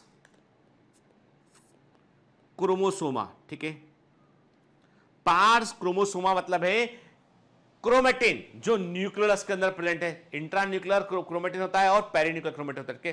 फिर फिब्रिलर पार्ट, मतलब फिब्रिलर पार्ट का मतलब यह है कि इसमें आपको कुछ बारीक बारीक फाइबर दिखाई पड़ेंगे न्यूक्लियस के अंदर, जो राइबोसोमल आरएनए, जो राइबोसोमल आरएनए जो किससे बने होंगे, जो राइबोसोमल आरएनए से बने होंगे। तो हमने क्या बोला, इसको बोल दिया हमने पार्स फाइब्रोसा। सुनिएगा, पार्स फाइब्रोसा बोल दिया इसको। फिर ग्रेन्यूल दिखाई पड़ेंगे। ग्रेन्यूल का मतलब यह है कि जहां पर राइबोसोमल आरएनए प्रोटीन के मिलने पर राइबोसोम की सब यूनिट बन चुकी है, उसे हमने ग्रेनुलर पार्ट बोला हमने। तो इसे बोला हमने पार्स ग्रेनुलोसा बोला इसको हमने। ठीक है। देन एमॉर्फस पार्ट, जहां पे केवल प्रोटीन प्रेजेंट है, उसे एमॉर्फस पार्ट बोला उसको हमने, उसको बोला हमने पार्स एमॉर्फा बोला। अब आप बोलोगे सर ये क्या चल रहा है बाजू में, एक्चुअली ऐसा चल रहा है कि एग्जामिनर पूछता है आपसे कि इन शब्दों का संबंध किससे है, parse क्रोमोसोमा, parse fibrosa, parse granulosa और पार्स एमॉर्फा। तो parse क्रोमोसोमा, parse fibrosa, parse granulosa और पार्स एमॉर्फा ये न्यूक्लियोलस के कंपोनेंट हैं। ठीक है, तो न्यूक्लियस में जो क्रोमेटिन है उसको पार्स, वो क्या क्रोमेटिन, एक्चुअली वो सेट पोर्शन आया डीएनए होता है, और उसे क्या बोला हमने, उसे हमने पार्स क्रोमोसोमा का। इंट्रा न्यूक्लियर क्रोमेटिन होगा या पेरीन्यूक्लियर क्रोमेटिन होगा, और जो अंदर प्रोटीन प्रेजेंट है वो पार्स एमॉर्फा कहलाया, एमॉर्फस पार्ट बोला हमने। जो राइबोसोम की सब यूनिट बनी हुई है उन्हें पार्स ग्रेनुलोसा बोला हमने या ग्रेनुलर पार्ट बोला हमने, और जो आरएनए के फाइबर हमने पार्स फाइब्रोसा बोला उसको हमने, या फाइब्रस पार्ट बोला हमने। ठीक है, देखिए ये स्क्रीनशॉट ले लीजिएगा इसका। देखो बेटा, मैं बिल्कुल सिंपलीफाइड तरीके से न्यूक्लियस को समझाने की कोशिश कर रहा हूं, तो इसमें कंफ्यूज होने की कोई जरूरत नहीं आपको। ठीक है ना, क्लियर।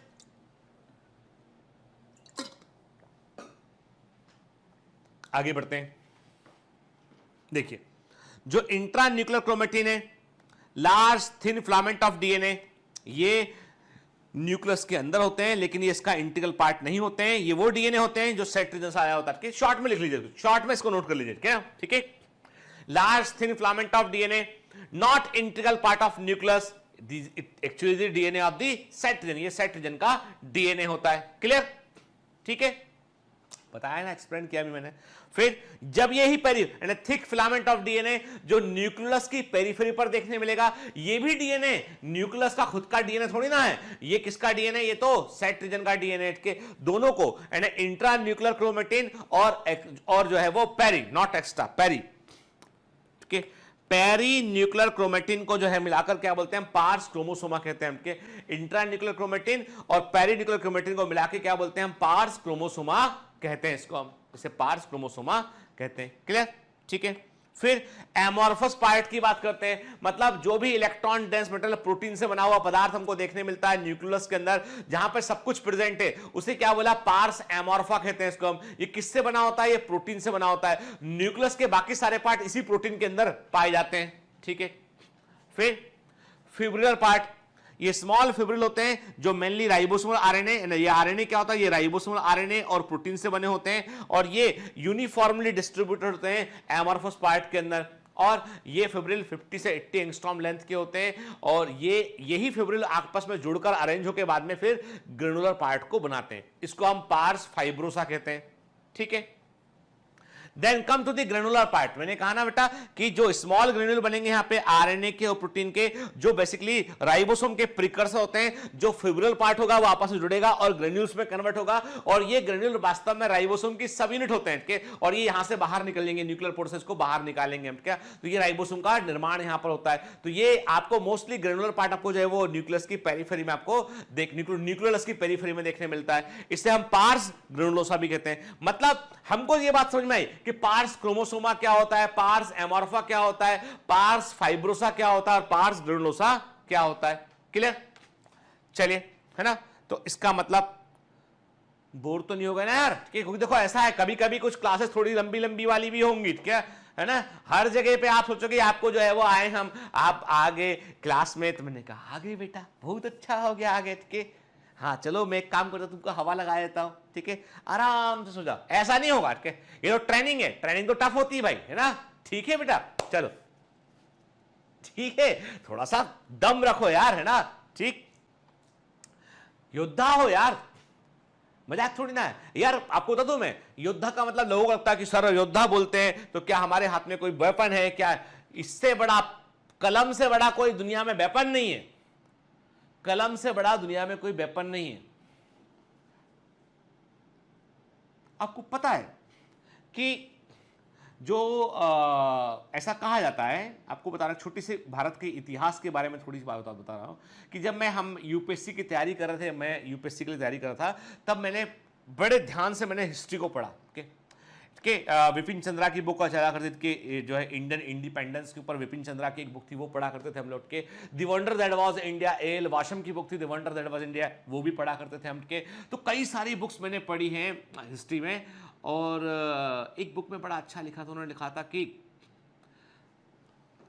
कलम की ताकत का अंदाजा इस बात से लगाया जा सकता है कि मोहम्मद अली जिन्ना ने केवल एक टाइपराइटर की मदद से एक देश बना लिया। वो कुछ नहीं करते थे, वो कोई ऐसे महात्मा गांधी, अपने बाकी लीडर तो बहुत सारा काम करते थे, लेकिन वो क्या करते थे, वो एक इंटेलिजेंट लॉयर थे, तो वो क्या करते थे, वो ऐसे आर्टिकल लिखते थे, ऐसी चीजें लिखते थे वो कि पब्लिक के दिमाग में डिफरेंट टाइप का पर्सन जाए। अंग्रेजों को दिमाग में हिला दिया, और उसके चलते क्या हुआ कि देश में इतना बड़ा खाई खिंच गया कि 2 अलग अलग कंट्री बनानी पड़ी।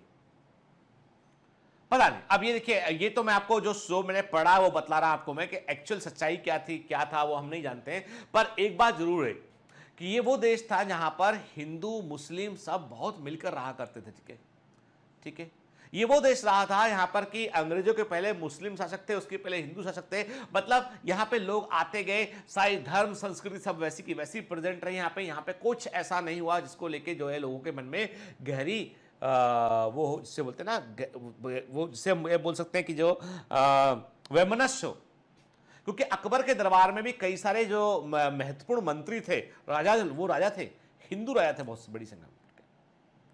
मतलब पहले कभी सोचा भी नहीं गया होगा ऐसा, लेकिन जिसको जो है वो सोचने पर मजबूर कर दिया गया। उसके बाद फिर देखिए, फिर लोग समझ गए डिवाइसिव पॉलिटिक्स को, लोगों ने समझ लिया कि भैया लोगों को भाषा के आधार पर लड़ा लो। आपको जान के आश्चर्य होगा कि इंडिया के जो राज्य बटे हुए हैं ना, भारत के जो राज्यों का बंटवारा है ना, भाषाई आधार पर है, लैंग्वेज, कि भैया मैं तेलुगु बोलता हूं तो मेरा मेरा मेरा एरिया अलग, तो कन्नड़ बोलेगा तेरा एरिया अलग, तमिल बोलेगा तेरा एरिया अलग, ठीक है, हिंदी वाले तुम जानो अपना, समझ गए?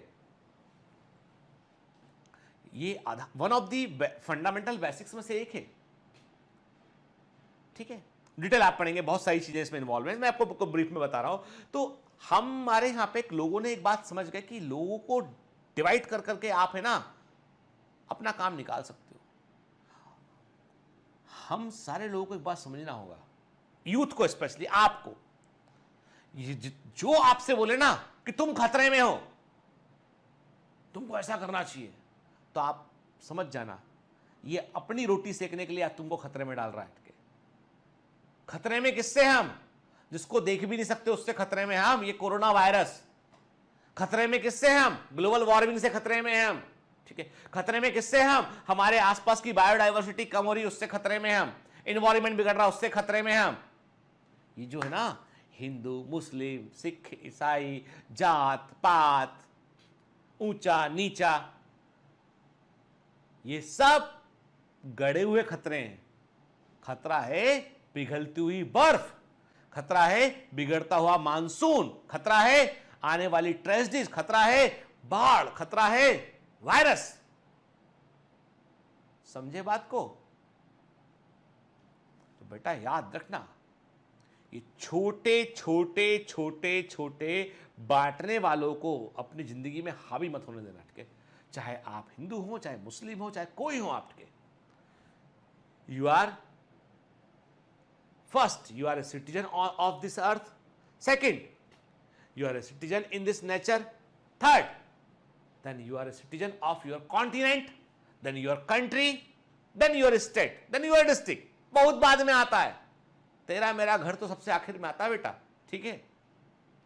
चलिए, तो अभी क्या बात करते हैं हम आप है ना, हर बार मतलब जो है जैसे ही मौका मिलता है झट टिंग ज्ञान पकड़ाए थे, लेकिन वो काम आएगा बेटा जिंदगी में। मतलब मैं कहता हूं कि क्या होता है कि केवल पढ़ने से काम नहीं चलता, अपने दिमाग के भी तार हमको जो है वो लगातार हमको मतलब एक थॉटफुल सिटीजन बनना बहुत जरूरी है जिंदगी में। चलिए, तो अभी हमने क्या कहा आपसे, मैंने आपसे कहा कि न्यूक्लियस जो है उसमें क्या क्या है, उसमें प्रोटीन है, उसके अंदर आरएनए है, उसमें डीएनए है, के DNA is present in nucleus but it is not it's integral part. क्योंकि किसका पार्ट है ये सेट पोर्शन का डीएनए होता है, प्रेजेंट तो है लेकिन इसका इंटीग्रल पार्ट ये नहीं होता है। और जो आरएनए न्यूक्लियस में देखने मिलेगा वो राइबोसोमल आरएनए होता है, और it is complex with protein and give rise to precursor of ribosome. ये प्रोटीन से जुड़ता है और राइबोसोम्स को ये उत्पन्न करता है बेटा, क्लियर। तो इसका मतलब जो न्यूक्लियस के मेन कंपोनेंट है वो क्या होता है, वो राइबोसोमल आरएनए होता है और फास्फोप्रोटीन। आईएमपी है, एग्जाम का क्वेश्चन है। जो मेन कंपोनेंट क्या होता है वो होता है राइबोसोमल आरएनए और phosphoprotein, the main component of the nucleus, ठीक है ना। चलिए आगे बढ़ते हैं। The proteins are synthesized in the cytoplasm and come into nucleus through the nuclear protein. जो प्रोटीन, अब राइबोसोम को बनाने के लिए प्रोटीन चाहिए, तो प्रोटीन, या ध्यान से बात सुनना, प्रोटीन सिंथेसिस न्यूक्लियोप्लाज्म में नहीं होता, वो कहां होता है, वो होता है साइटोप्लाज्म में। वहां से प्रोटीन को अंदर लेके आते हैं, ठीक है ना, ठीक, न्यूक्लियर पोर्शन अंदर लेके आते हैं। फिर calcium ion are necessary for maintaining the configuration of the nucleus. Nucleus के संयोजन को बनाए रखने के लिए, न्यूक्लियस के कॉन्फिगरेशन को बनाए रखने के लिए कैल्शियम आयन जो है वो बड़े इंपॉर्टेंट होते हैं बेटा, ठीक है। कोई भी मेम्ब्रेन न्यूक्लियस के आसपास नहीं होती है, और याद रखना, भूलना बिल्कुल मत कि न्यूक्लियस इंडिपेंडेंट सेल ऑर्गेनेल नहीं होते, ठीक है, clear. And now what are the function of the nucleus? क्या न्यूक्लियस के काम होते हैं? They are the ribosomal factory of the cell, के ये सेल की राइबोसोमल फैक्ट्री कहते हैं, गिव राइज टू राइबोसोम को उत्पन्न करते हैं, ठीक। दे आल्सो डिसअपियर, जब न्यूक्लियर मेम्ब्रेन गायब होती है तो ये भी गायब हो जाते हैं। They also disappear during the late prophase, और जब ये डिसअपियर होते हैं तो ये किसी का भाग नहीं बनते। जैसे कि मैंने आपसे कहा ना कि nuclear membrane become a part of ER, पर ऐसा नहीं होता। ये क्या करते हैं, ये अपने प्रोटीन को बिखेर देंगे, अपने राइबोसोम आरएनए को बिखेरते। तो इससे क्या होता है, जितनी भी आरएनए की रिक्वायरमेंट, प्रोटीन की रिक्वायरमेंट होती है सेल की, वो पूरी हो जाती है उससे। ठीक है, क्लियर। तो दे disappear inlet process of cell division to provide required RNA and protein के। ये प्रोटीन सिंथेसिस में हेल्प करते हैं। क्यों हेल्प करते हैं बेटा? क्योंकि ये राइबोसोम को बनाते हैं, और राइबोसोम नहीं बनेगा तो प्रोटीन नहीं बन सकता है। And they are the store house of ribosome RNA, और ये राइबोसोमल आरएनए के स्टोर हाउस होते हैं के, मतलब इनके अंदर बड़ी मात्रा में राइबोसोम आरएनए भी हमको देखने मिलता है। क्लियर? ठीक है। The nucleus are larger and more in those cells which are actively involved in protein synthesis। मैंने आपको बताया ऑलरेडी कि जहां जो सेल अधिक प्रोटीन बनाती होता है उसमें न्यूक्लियस जो है वो बड़े संख्या आकार के होते हैं, अधिक संख्या में होते हैं। इन oocytes ऑफ जीनोपस, जीनोपस के oocyte में 1600 न्यूक्लियस, आपको एक न्यूक्लियस है, जब सबसे अधिक न्यूक्लियस की संख्या हमको देखने मिलती है जीनोपस के oocyte में 1600 न्यूक्लियस एक न्यूक्लियस के अंदर होते हैं। ठीक है, न्यूक्लियस को हम लिटिल न्यूक्लियस भी कहते हैं, न्यूक्लियस को हम बेटा लिटिल न्यूक्लियस भी कहते हैं, और इसकी स्टेनिंग हम पायरोनिन स्टेन से करते हैं, IMPA। इसकी स्टेनिंग हम पायरोनिन स्टेन से करते हैं। न्यूक्लियस की स्टेनिंग के लिए हम पायरोनिन स्टेन का इस्तेमाल करते हैं। ठीक है ना, क्लियर? ठीक, चलिए अब हम बात करेंगे बेटा नेक्स्ट। अभी देखो आज का लेक्चर हम यहीं खत्म करते हैं। आज हमने क्या क्या देखा? आज हमने न्यूक्लियर इनवेलप को देखा, हमने न्यूक्लियस के सिग्निफिकेंस को समझा, हमने न्यूक्लियर इनवेलप में न्यूक्लियर पोर कॉम्प्लेक्स को देखा हमने, देन न्यूक्लियोप्लाज्म को देखा हमने, देन न्यूक्लियोलस को देखा हमने। ठीक है, नेक्स्ट क्लास में हम बात करेंगे क्रोमेटिन रेटिकुलम पर, क्रोमोसोम पर बात करेंगे। बड़ा इंपॉर्टेंट लेक्चर होगा बेटा, जिसके ऊपर एग्जाम में क्वेश्चन जरूर आएगा। ठीक है, तो उसको हम नेक्स्ट क्लास में बेटा कंटिन्यू करेंगे। ठीक है, तो आज का लेक्चर लंबा है, ठीक है, लेकिन बहुत कुछ सीखा बेटा हमने इसमें। और मैंने हमेशा आपसे कहा बेटा कि लेक्चर अटेंड करने के बाद हमेशा याद रखो, जब आप मेरी क्लास में आते हो ना बेटा, तो एक बात ध्यान रखा करो कि क्लास में आने के बाद, क्लास में जाने जब खत्म होता है क्लास के, तब तक बहुत कुछ सीखना है आपको, और बिटवीन दी क्लास ही सीखना है। यानी यहाँ पे केवल नोट बनाने आप नहीं आते हैं, यहाँ पे आप सीखने आते हैं, और क्लास शुरू होने और क्लास खत्म होने के बीच में हमारी लर्निंग का ग्राफ ऊपर बढ़ना चाहिए। ठीक है बेटा, तो चलिए पढ़ते रहिए, मेहनत करते रहिए। All the best.